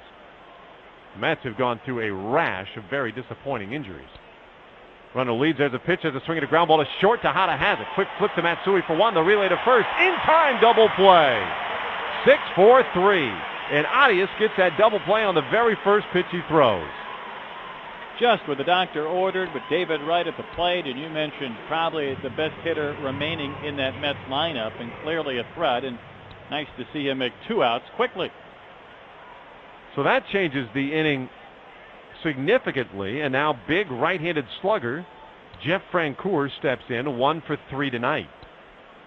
First pitch on the way from Arias, breaking ball, skips outside, ball 1. Francoeur has always been a free swinger, has exhibited a lot more pop than he has shown this year with just the 6 homers. And the 1-0. There's a swing, and that's fouled straight down. And it's 1-1. Francoeur came up with the Atlanta Braves, went through some moments of frustration last year with the Braves. Briefly, in fact, even sent down to the minor leagues, like for a day. They're brought back up again, but now shipped off to the Mets. Here's the 1-1. And that's a beauty right in there for a strike. Good curveball by Arias for strike 2. This is a guy who turned down a big contract with his hometown team just a couple of years ago, and now is with the Mets. He was the cover boy on Sports Illustrated at one point. Here's the 1-2. There's a swing and a pop foul back out of play. And the count stays a ball and 2 strikes. Now that swing right there, a kind of a hesitant one. Obviously, just doesn't look that committed to the pitch or the swing. Just kind of protecting the plate with 2 strikes. 5-4, Astros on top tonight in the 7th. Arias with a windup. Here it comes. Oh, and that got Francoeur right on the left hip. And it was not a fastball. Francoeur was starting to bend out of the way of a curve, but it just managed to plunk him right on the left hip, and so he is on with 2 out in the 7th inning. Well, that is just a terrible pitch. 2 strikes on a strikeout hitter, and to throw a curve that bad, that far behind him, and really provide the Mets a free base runner and bring the go-ahead run to the plate. So here's Fernando Tatis, who tonight has hit into a big double play. That was back in the 1st. And then struck out swinging in the 4th and looking in the 5th. 0 for 3. A 1-run Astros lead, and the pitch from Arias is taken outside at low, ball 1. Chris Coast holds the runner, Jeff Francoeur, over at first base. Arias with a long look in, now ready. Here it comes, and it is outside. 2-0 the count. All of a sudden, having a little trouble with control. And so Rodriguez will walk it out there and put his arm around Arias for a moment. Tomorrow, Russ Ortiz for the Astros, Jonathan Neese for the Mets. Middle game in the 3-game series. Then Sunday, a day game here. We'll wrap it up with Brian Moeller for the Astros and Livan Hernandez for the Mets, and that'll be the Metropolitans' last look at Minute Maid Park this year. Astros will visit New York for the final 3 days of the regular season. And boy, early in the year, that looked like it might be a very significant series. The Mets were loaded once again this offseason, making more spectacular acquisitions, specifically with their closer, K-Rod, Francisco Rodriguez. And they were thought to be the leading candidate to be a playoff club. As a 2-0 pitch that is taken outside. Ball 3 now to Tatis. It has been a struggle and a massive disappointment for the Mets. They came into action tonight 10.5 games out. And in fact now that series might be huge because the Astros indeed might be on the cusp of something. 3-0 pitch right in there, strike 1. Tatis taking all the way there. A .242 hitter, has 4 homers and 20 RBIs this year. Astros lead by a run, top of the 7th inning. But the Mets have Francoeur at first base. The 3-1 to Tatis. There's a swing and a hard ground ball up the middle and into center field, base hit. Francoeur will stop at second base on the Tatis single. And we'll check in with Daniel Murphy. That one just by a diving Miguel Tejada. Clearly looks like Arias has been given this 7th inning to try and bridge the gap to Hawkins and Valverde. But with the swings Murphy had against the lefty Hampton, this might have been a case where it would have been a decent scenario for Wright or Burdak to come on and try and retire him now at the tying run and scoring position. And Murphy was made to look a bit foolish by Hampton, 0 for 3 with 3 strikeouts. Hampton done after 5 2/3. Jeff Voltino pitched a third of an inning, and now Arias trying to complete a 7th. High set, the pitch on the way, and that's fired in there, strike 1.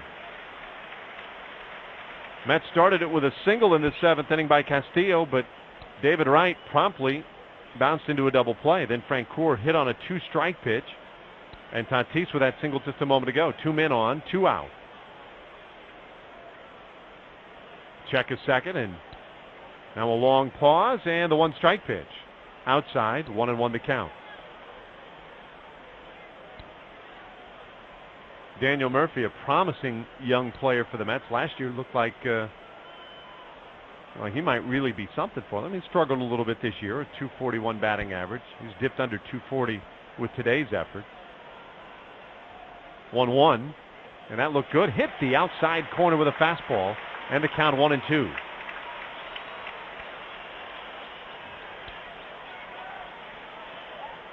Sellout crowd tonight, 42,967. They're packed in tight. And hoping that Arias can get through this 7th inning. He checks his runners. 1-2 pitch to Murphy. There's a swing and a bouncer between first and second. That's a base hit into right field. Pinch charges. He's got it. Around third, the runner. Here's the throw. The tag. Got him! Inning over. A strike by Hunter Pence. His 8th outfield assist of the season. And Francoeur gunned down at the plate to end the 7th inning and preserve the Astros lead. No runs, 3 hits, 2 left. And we're off to the bottom of the 7th. I'd say they're standing and stretching. They're standing and screaming at Minute Maid Park. Off to the bottom of the 7th inning. Astros leading the Mets 5-4.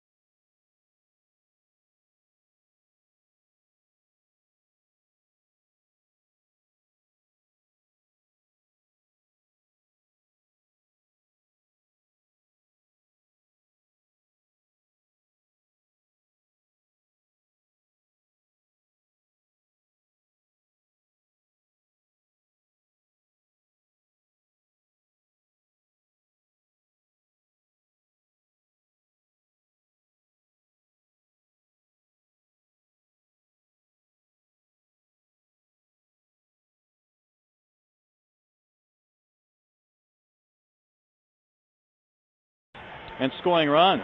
That time, Razor Shines tried to do it. Maybe not an advised decision, and Pence with a great throw. And another great tag by Putt. Yeah. And now Carlos Lee will lead off the bottom of the 7th. First pitch, he's swinging. Lines it to left. Tatis coming on and makes a little hop and a catch in left field. 1 swing, 1 out in the bottom of the 7th. That ball was really roped. Tatis, I think, it hit so hard, kind of caught in between there. It caught him. Wasn't sure if he was going to have to jump or if he could take it on the run, and made that little awkward kind of a Alfonso Soriano hop when he caught it. So now here's the guy who just provided the heroics defensively. Hunter Pence steps in, 1 for 3 tonight. Santana, the lefty, to the plate. And just misses a little high ball 1 with a fastball at 91 miles per hour. Bottom of the 7th, Astros lead 5-4. I'm Dave Raymond with Brett Dolan. Great to have you with us. Here's a pitch, and Pence will take it for strike 1. And that was the changeup. Consistently tonight been right around 81 miles per hour. The fastball's been low 90s, 91 miles per hour. That's a pretty good differential. The pitch on the way to Hunter, a little high, ball 2. Just like to see a deep inning to get Santana out of this game. That pitch count's still within reason. Yeah. Only at 95 pitches. Here it comes. And Hunter will look at that one outside. Ball 3. So 3-1 the count. And the big slugger should get something good right here. 12 home runs this year, 41 RBIs, and the average at 294. Santana's 3-1. There's a swing and a bouncer toward third to his left right. He's got it, sets up, fires in time, and he gets Hunter Pence. 2 quick outs in the bottom of the 7th. And we'll take a look at Ivan Rodriguez. So tomorrow, I hope to have you out here with us again. Russ Ortiz will make the start for the Astros.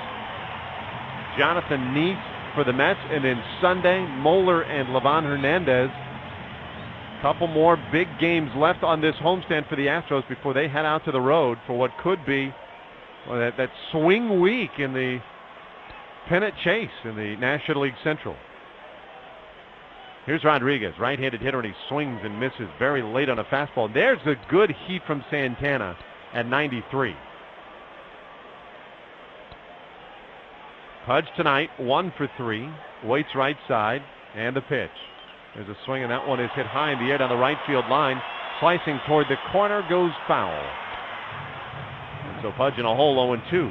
I think as announcers, we try to provide the backdrop and the story of that particular game. And sometimes fans might say, hey, you're talking about being a big game. You were just talking about the last series in the last week. But really, as you look ahead, facing 7 straight games on the road against the 2 teams a lot of people still feel like will be 1 and 2 in that division, it's going to be a huge stretch at Wrigley and Busch. On the infield back here, the 0-2 on the way to Ivan Rodriguez. There's a swing and a bouncer toward third, but it's going to be the shortstop, Aroa, deep in the hole, backhands and bobbles.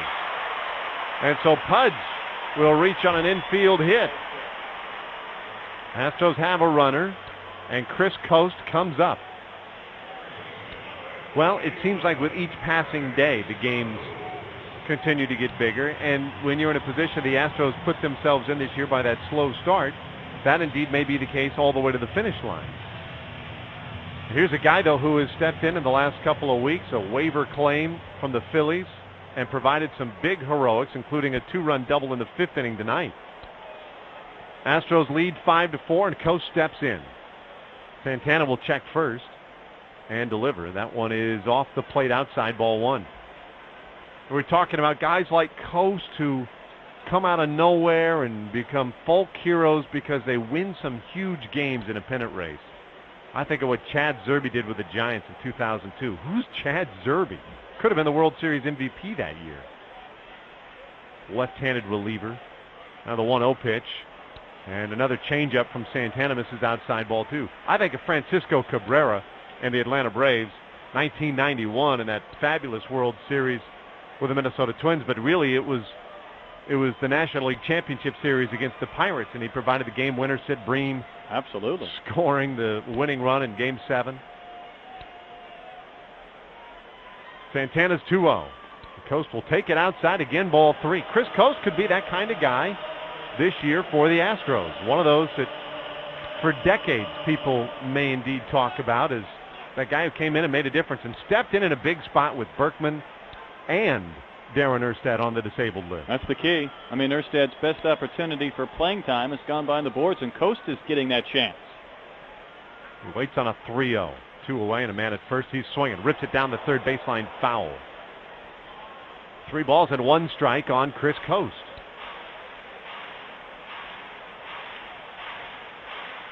Astros come into action 3 games over 500, easily their high water mark of the year.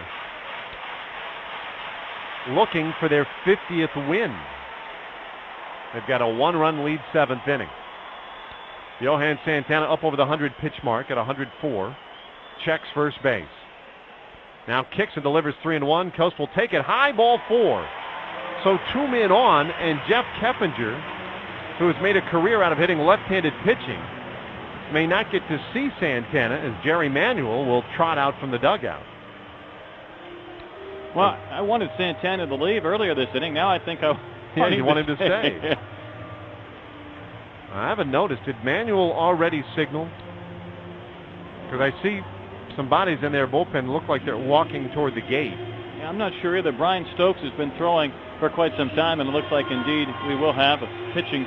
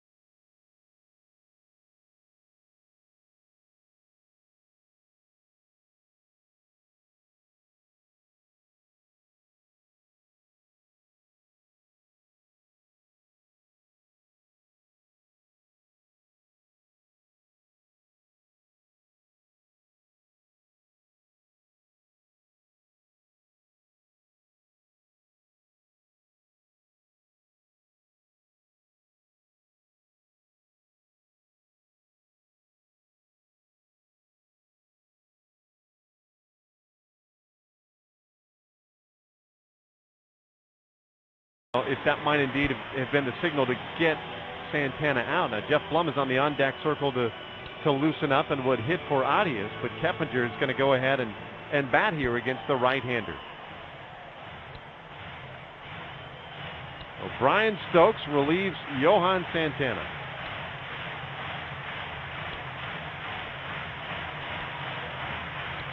Bottom of the seventh, and the Astros working with a one-run lead, but they'd like a little more. Keppinger, 1 for 2 tonight. Double a run scored. He's been walked intentionally. Steps in. Right-hander Stokes ready, delivers, and fires it low, ball 1. Before this game started, you pretty much penciled in 12 hits against Santana. Yeah. Anticipating that number. Yeah. Astros offense today was clicking against one of the great left-handers in the game. Santana, though, done, and now Stokes wants to talk to his catcher, Santos, make sure that they're on the same page. 2 away in this 7th inning. By the way, tomorrow is the Los Astros cap night, courtesy of Wells Fargo. First 10,000 fans receive a Los Astros cap. For information or to get your tickets, go to Astros.com or stop by the Astros box office tomorrow before the game. Here's the 1-0 pitch, and it is outside, ball 2. Sell out tonight over, well, just under 43,000 here. Outfield plays Keppinger straight up. Infield back deep. Rodriguez off second, Coast off first. The pitch on the way. That one's fired in there for a strike.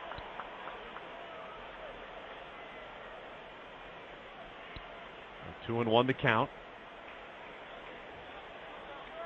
Keppinger this year with 3 home runs and 15 RBIs.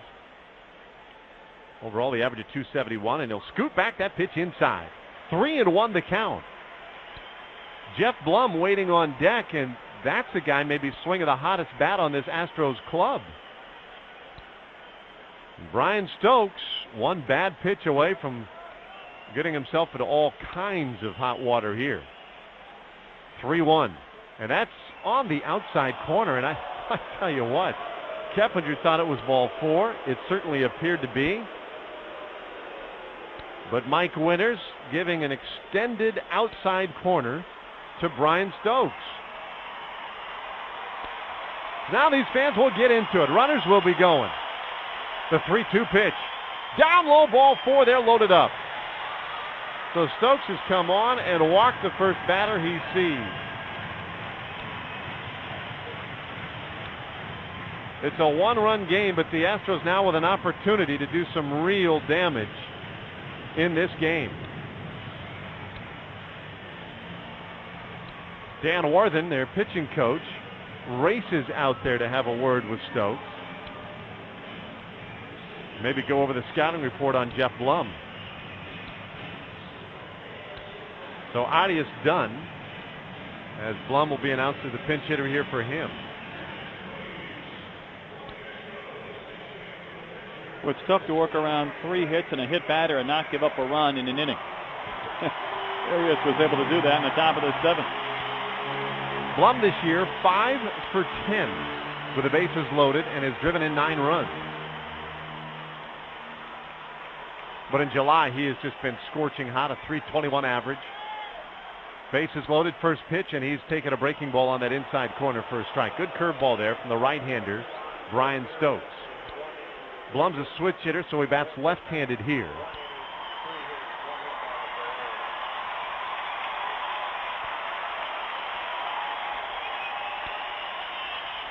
Stokes ready again, the 1-strike delivery. There's a swing at a bouncing ball to first, and that one is grabbed by Murphy. He'll jog to the bag, beat Blum there, and that ends the inning. So the Astros looked like they were building towards something, but a ground out by Blum. No runs, 1 hit.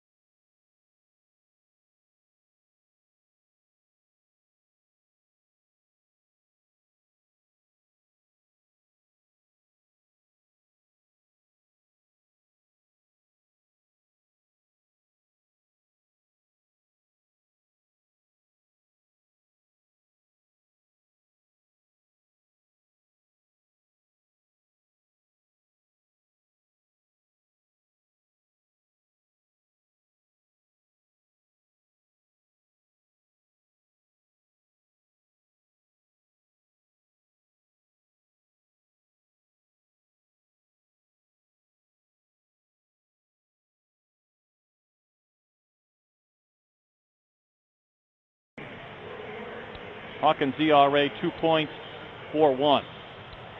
You will get the bottom 3 hitters in this lineup, Santos, Baroa, and then a pinch hitter, more than likely. And in the 8th, we'll check the Major League scoreboard. And, Dave, why do we do that in the 8th? Well, because I'm loving it, Brett. Thought you would say that. Santos was loving his home run back in the 6th inning. Here's a guy that his first Major League RBI, well, 4 came with 1 swing. One of a handful of players to get his first Major League RBI on a grand slam. Hit his 5th home run his last time in. And the right-handed batter takes strike 1 on that outside corner, a slider from Hawkins. Santos overall in this game 2 for 3. The Mets have 11 hits. The Astros have 12 hits. 5-4 Houston lead. Lee deep in left, almost back on the track. Hawkins set his pitch. Santos doesn't swing, and he takes a curve for strike 2.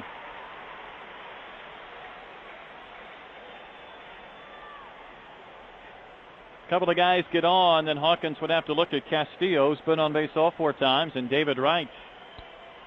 Santos down in the count, 0-2. And Hawkins pitches, and that one up above the head of Santos, and Pudge jumps up to grab it.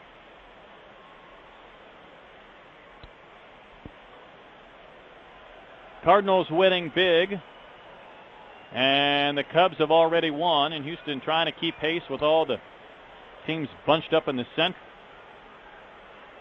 A 5-4 Astros lead, top of the 8th inning.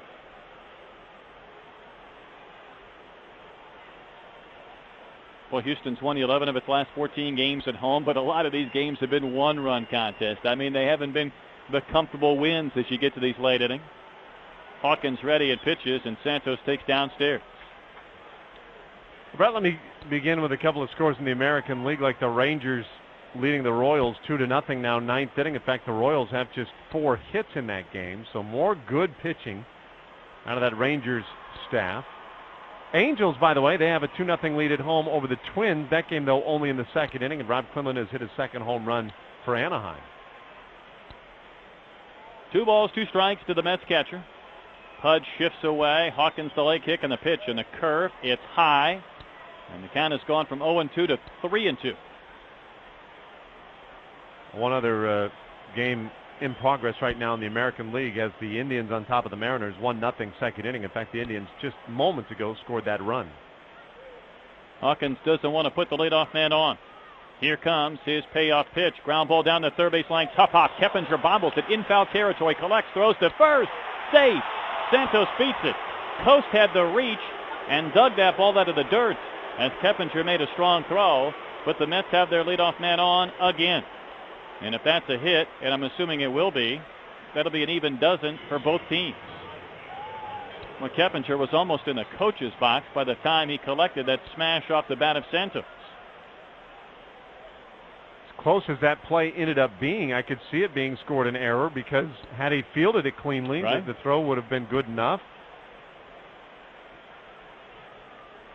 Both feet were in the grass in foul territory beyond the dirt when he came up with it and offered a pretty decent throw, and Coast a great dig.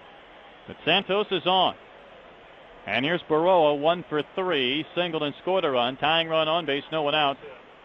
Infield single for Santos, and he has 3 hits, and Baroa will bunt and sends one back over the screen into the seats for strike 1. You know, perhaps lost in that play, Keppinger makes that bobble and then makes a good strong throw, is the flawless dig at first base by Chris Coast. And I was talking to some of the infielders today about Coast's play at first base. They said, you know, at first the feeling was, hey, I better throw a strike over there. I don't know what this guy's got. But they're as confident now throwing to Chris Coast as they are to Lance Berkman or anybody else. They get it, they fire, and they have confidence that he's able to dig anything out. He's proven to be very confident over there. Boy, no doubt. He's holding Santos short lead at first. Let's see if Baroa shows bunt again. He's already beginning to square, and Hawkins pitches, and Baroa pulls the bat back and takes one down and in. Let me get you going on some of the finals in the American League today. They had a doubleheader in Detroit, and the Tigers took the opener 5-1 over the White Sox. Justin Verlander did the good pitching there. In Game 2, Tigers swept it with a 4-3 win over the White Sox in the nightcap. Tim Thome and Jermaine Dye homered that one for Chicago. 5-4 Houston here, top of the 8th. Mets have their leadoff man on. A ball and a strike to count to Baroa. He shows bunt again, and bunts one in front of the plate. Picked up by Pudge. He's going to throw to second base in time to force Omir Santos. Another laser beam throw from Pudge Rodriguez. Few do that play better than that future Hall of Fame catcher. That arm is spectacular, and it gives him that extra second to really contemplate whether or not he wants to make that throw. I mean, just a perfect strike. 2-6 goes to play. Hawkins hit the dirt to get out of the way of that throw. And Corey Sullivan will pinch hit. Now, Baroa does run better than the catcher Santos. Sullivan, the left-handed batter, in there. He's 0 for 4 this season. So 1 on, 1 out now here in the top of the 8th inning. Sullivan has been in AAA Buffalo of the International League. Slender left-handed hitter. Hawkins set right at that belt to pitch, and Sullivan takes one for a strike below the knees, outside corner.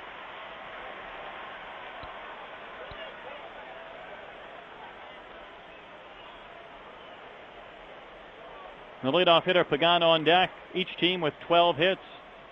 Well, your Astros have stranded double figures. They've left 10. The Mets have left 8. Hawkins slowly comes set right at that belt and pitches to Sullivan. That's down again, a ball and a strike.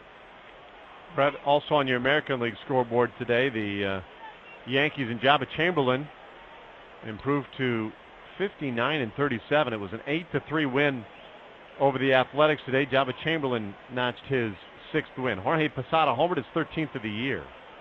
My goodness, 22 games above 500. Yeah. For the other New York team. 1 on, 1 out.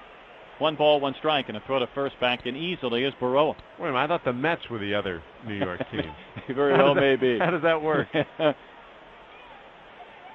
couple other scores. Final in 10 innings today in Toronto. The Tampa Bay Rays scored 2 in the top of the 10th, and they win 4-2 in Toronto. Hawkins really now slowing down between pitches. The pinch hitter, Sullivan. Hawkins still just staring in. Hasn't moved, and Sullivan, tired of the wait, calls time, and Pudge will pay a visit to the mound. Well, I guess that'll give us a chance to complete the scoreboard. The Red Sox beat the Orioles today 3-1 in Boston. Brad Penny is now 7-4 with a victory. Jonathan Papelbon got his 25th save, and so that'll wrap up that American League side of the scoreboard in the 8th inning. All right, well done. Brought to you by McDonald's. We'll check the National League in the bottom of this frame. Hopefully still talking about an Astros lead.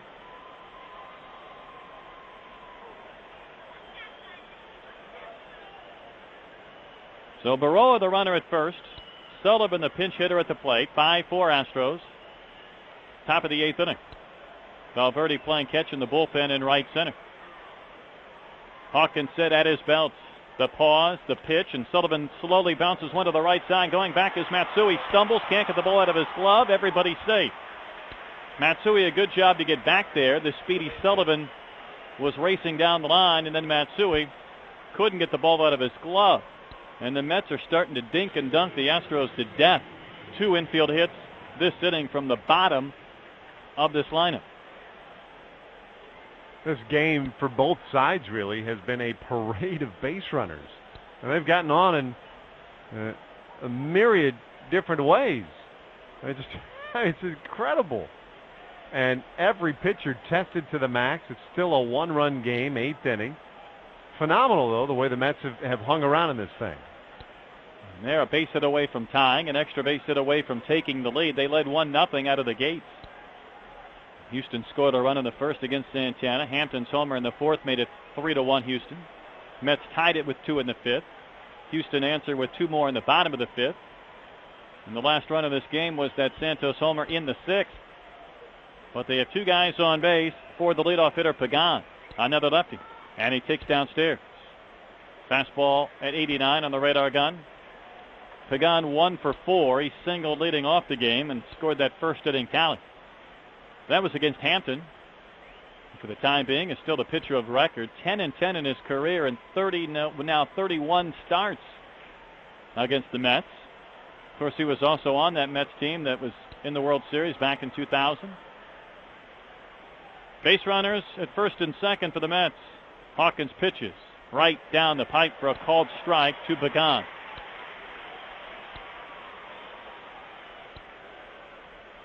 It's like the Astros in one of those spots again where they, I don't want to say desperately, but really close to desperately need that double play again. And on a couple of occasions tonight, they've been able to get that double play. Pagan, probably not the guy to often give it to you, though. He's only bounced into 2 of them. Here's a 1-1 pitch. Down again. Now Castillo's on deck is 3 for 3 with a walk, a run scored, a run knocked in. And then David Wright follows Castillo in the Mets lineup. Infield single, fielder's choice, infield base hits here in the top of the 8th inning.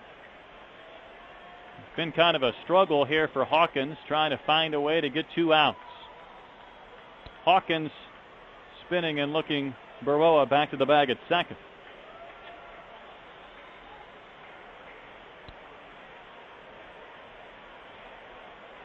A couple of times tonight, Houston's had 2-run leads. Well, they lead by 1 now, and the Mets very much threatening in the top of the 8th inning in front of the sellout crowd at Minute Maid Park. Hawkins ready to pitch. And here it comes. Fastball strike at the knees, outside edge. And the count is even at 2-2. Lee shading over near the line in left, and Bourne shallow and slightly over in the left center. All kinds of real estate in right center field for Pagan, or down that right field line. Keep in mind the Mets have already had 1 runner thrown out of the plate, courtesy of Pence, last inning. His 8th assist of the season to go along with the 8th that Michael Bourne has also recorded.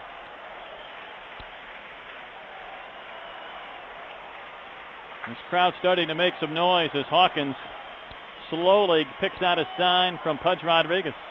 The count's 2-2 to Pagan. Here's Hawkins' pitch. That ball hit in the air to right center field. Long run. Will Bourne get there? Back into the alley. He will track it down. Baroa back to tag. Will advance to third on a long fly out from Pagan. And boy, Michael had to cover a lot of ground as he was shaded in the left center. Ball really carried for Pagan, and the fortunate thing there is the great speed of Michael Bourne, because there are a lot of center fielders playing shallow as he was, probably don't get to that baseball. I'm with you. At one time, I thought that ball was going to get over Michael's head, and yet it looked like with his body language, he was very comfortable that he was going to find a way to get there. And Dewey Robinson pays a visit to the mound. Now Valverde probably ready if needed. Hawkins needs 1 more out to get through this 8th and maintain this 1-run lead. And he's facing a hitter in Castillo, who the Astros have had no answer for tonight. Well, that is very true. Whether it was the left-hander Hampton or the right-hander Arias, Castillo has found a way. I mean, 3 for 3 with a walk tonight. He came in hitting .400 over his last 13 games, and he's jumped that number up considerably. 5-4 Astros, top of the 8th inning. The runner at third is Baroa, and at first base is Sullivan. 2 infield hits already this inning. And Castillo has 25 infield hits this season. So he runs well. Bats from the left side. Hawkins ready to pitch, and here it comes. And Castillo shows bunt, and that pitch way up and in. A strange play there with 2 outs. As Castillo was squaring, Baroa took a couple of hard jab steps down that third base line and then stopped. Castillo has driven in 21 Mets this season. Bourne even more shallow, if that's possible, out there in left center. And Lee again over near the line in left. Mets at the corners and 2 outs. Hawkins ready. Here's his pitch, and Castillo takes high again, 2-0. And as hot as Castillo is in this game, the dangerous David Wright waits on deck.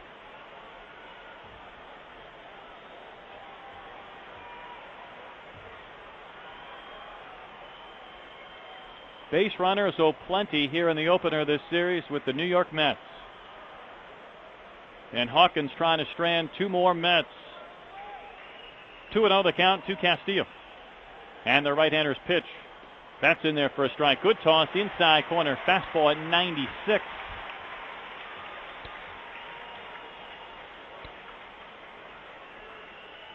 Well, the Mets without Gary Sheffield in their lineup. Of course, the DL with Beltran and Reyes and Delgado.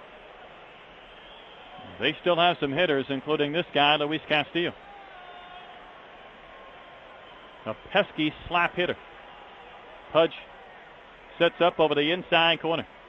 Hawkins ready at a 2-1. Here it comes. There's a ball sliced to left field. Lee on the move. Will he get there? He makes a running grab in fair territory to win the inning.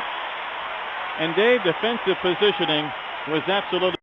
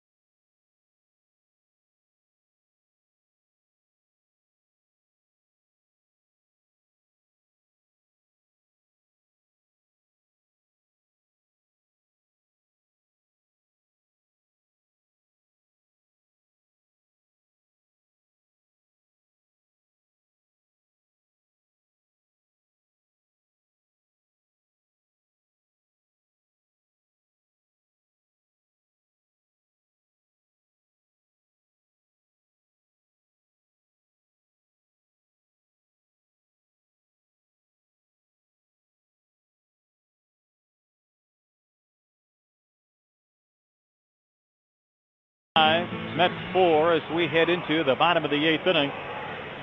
And the Mets bring on a new pitcher, Pedro Feliciano. Yeah, Feliciano, 2 wins, 3 losses at .292 earned run average.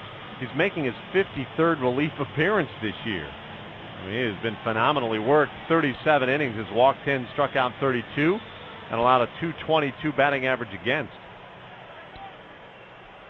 It's been awfully tough on lefties, and Bourne comes in with 2 hits and 4 at bats in this game. There's some tough left-handers you think maybe Coop would give Bourne a day off against. Maybe start Jason Michaels. Now Feliciano ready, and Bourne looks at strike 1 right in there at the knees. In case you're curious about that, though, Michaels was just 1 for 23 against Santana, so Bourne got the start. And he has 2 hits, trying to get on again, and Michael slaps one off the end of his bat foul towards Dave Clark in the coach's box for strike 2. We'll check some National League scores here this inning for McDonald's. 5 runs, 12 hits for Houston. 4 runs, 13 hits for the Mets. Feliciano's 2-strike pitch is down and off that outside corner, a slider which carried out of the zone. We're looking ahead of the Mets' 9th. Going to be Wright, Francoeur, and Tatis. 3, 4, and 5. And Bourne hits one softly towards short. Charging in is Baroa. Throws on the run. It's in the dirt. It's dug out of the dirt by Murphy. It gets Bourne by a step on a bang-bang play. I mean, there's a slow roller with the shortstop playing in, and Michael almost found a way to beat it again. We'll put the pressure on that defense. Let's get you to some finals in the National League. Padres beat the Nationals today 6-2 in a game that mattered to very few. The Cubs over the Reds 8-5 in Chicago. Ramos Ramirez coming to life, and the Cubs now 6-2 since the All-Star break. Here's Matsui, the former Met. Kaz 1 for 4. He singled and scored a run. He takes a slider inside corner, strike one. Brett, the Cardinals beat the Phillies today 8-1 behind Joel Pinheiro. Braves leading the Brewers 7-4 in the 8th. Quick pitch, a strike, outside corner, 0-2. Boy, Feliciano doesn't mess around. Oh, yeah, I was going to say, that's borderline illegal. He must have been getting the sign as he was getting the ball back from his catcher, Santos. Just whipped that towards the outside corner. 2-strike pitch. Matsui lost one in the to center. Well struck. Back goes Pagan, still drifting. Should get there and will. Just shy of the track. Straightaway center for out number 2. Well, Giants have a 3-0 lead in Colorado in a big game for both those clubs. Bottom of the 6th inning. Those are the top 2 wild card teams. And the Giants trying to make up ground on Colorado. Pirates leading the Diamondbacks 4-2 in the 5th. 3rd inning in L.A., the Dodgers 1 and the Marlins 0. And that's a quick look at our National League scoreboard. Well, the Mets will have a new pitcher. We'll keep it right here. And we've talked a little bit about some of the promotions coming up now. Craig Biggio's 3,000th career hit was selected by the fans.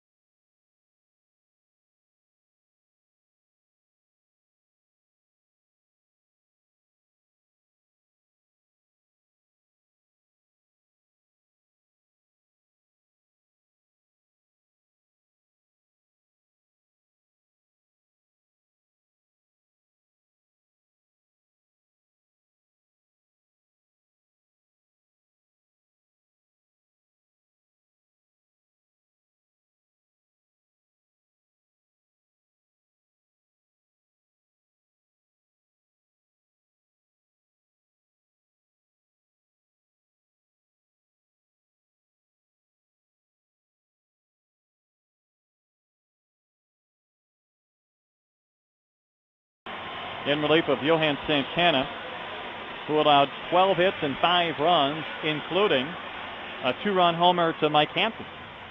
He pitched 5 2/3 innings in his Houston start, and right now he is the pitcher of record. To possibly win game number 6, Valverde still throwing out there in the bullpen, ready to come on in the top of the 9th inning. But first, 2 outs here in the bottom of the 8th, and Tejada will bat against this right-hander, Parnell. Tejada 2 for 4, 2 singles. Parnell pitches, and that one clipped Tejada. The 9th time this year he's been hit by a pitch. And he's on, and it brings up Lee, who's had some good swings tonight. But his last 2 times up, he's lined out to Tatis and left. Singled in a run, he's walked, he's 1 for 3.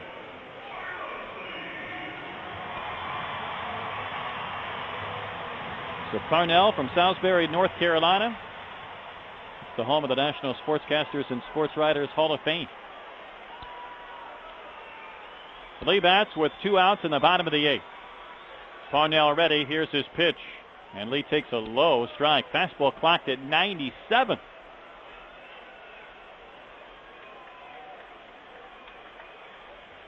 Pence on deck, then Pudge. Talked about this being the anniversary of Biggio's retirement announcement in Grand Slam. Pudge got his 2,000th hit on this date in 2004 with the Tigers. And Lee taking, looks at a fastball strike outside corner. I think he has a beef on both of those pitches. He has a pained expression on his face, and he's down 0-2. Winters, I would say, has had a kind of a subpar night that way. Somewhere there's a Quest Tech machine beeping and blurting out messages. Tejada at first base. A 2-strike pitch to Lee. And that's a fastball down, clocked at 98 mph.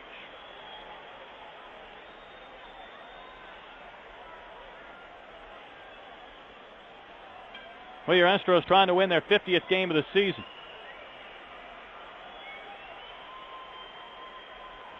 They lead by a run in the bottom of the 8th inning. Parnell set right at his belt. Lee waiting. And here's a pitch. And that breaking ball bends outside. The slider misses. 2-2.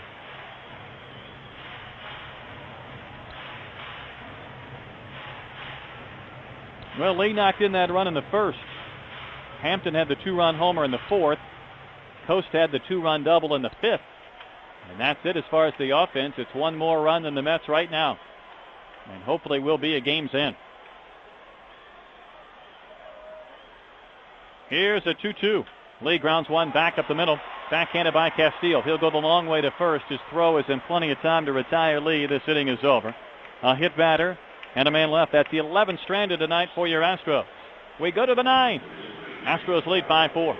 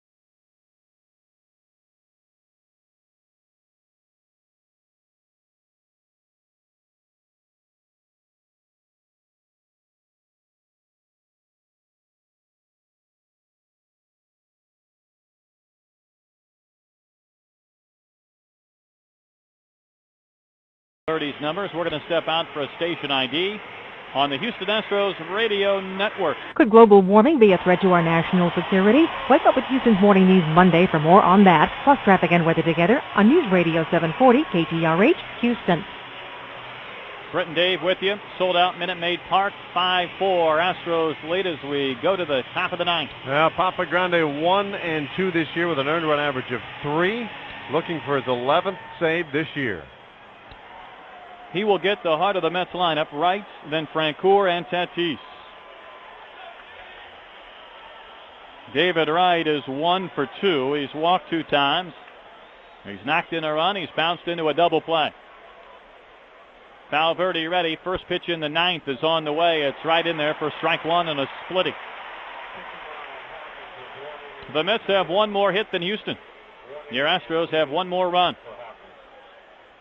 Sellout crowd waiting for the fireworks to follow this game, hoping to celebrate an Astros win. Right, a dangerous hitter will swing, and he pops one up into right. Pence there waiting. Now he starts to drift backwards. He'll make the catch. One gone. Well, Cons donates $100 to the Astros in Action Foundation for every Astros stolen base at Minute Maid Park.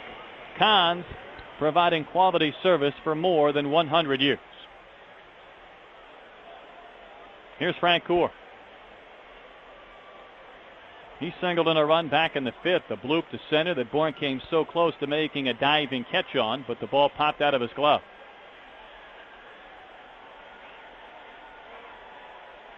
.43 runs batted in this season for Francoeur. And the right-handed batter waiting. Valverde pitching. And he throws a splitter for a strike on the inside corner, knee high. Good pitch.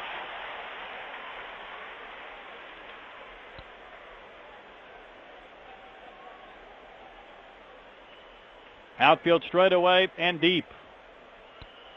Keppinger guarding the line at third base. Valverde ready. His pitch. Francora swinging a ground ball back up the middle. Tejada playing deep, gets there behind the bag at second. A strong throw to first. He's in plenty of time to get Frank Toole. 2 gone in the Mets' 9th inning. And the last chance belongs to Fernando Tatis. And a sellout crowd up on their feet. Dave, you can't say enough about the atmosphere in this building, in this homestand. Oh, it has been phenomenal, and each game just ratchets up another notch.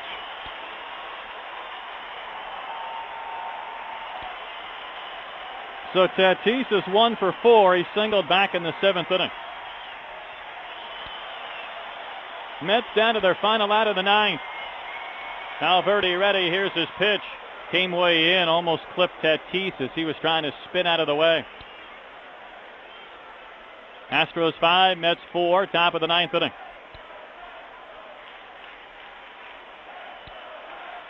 Nothing is ever easy for the Houston Astros, and it hasn't been tonight.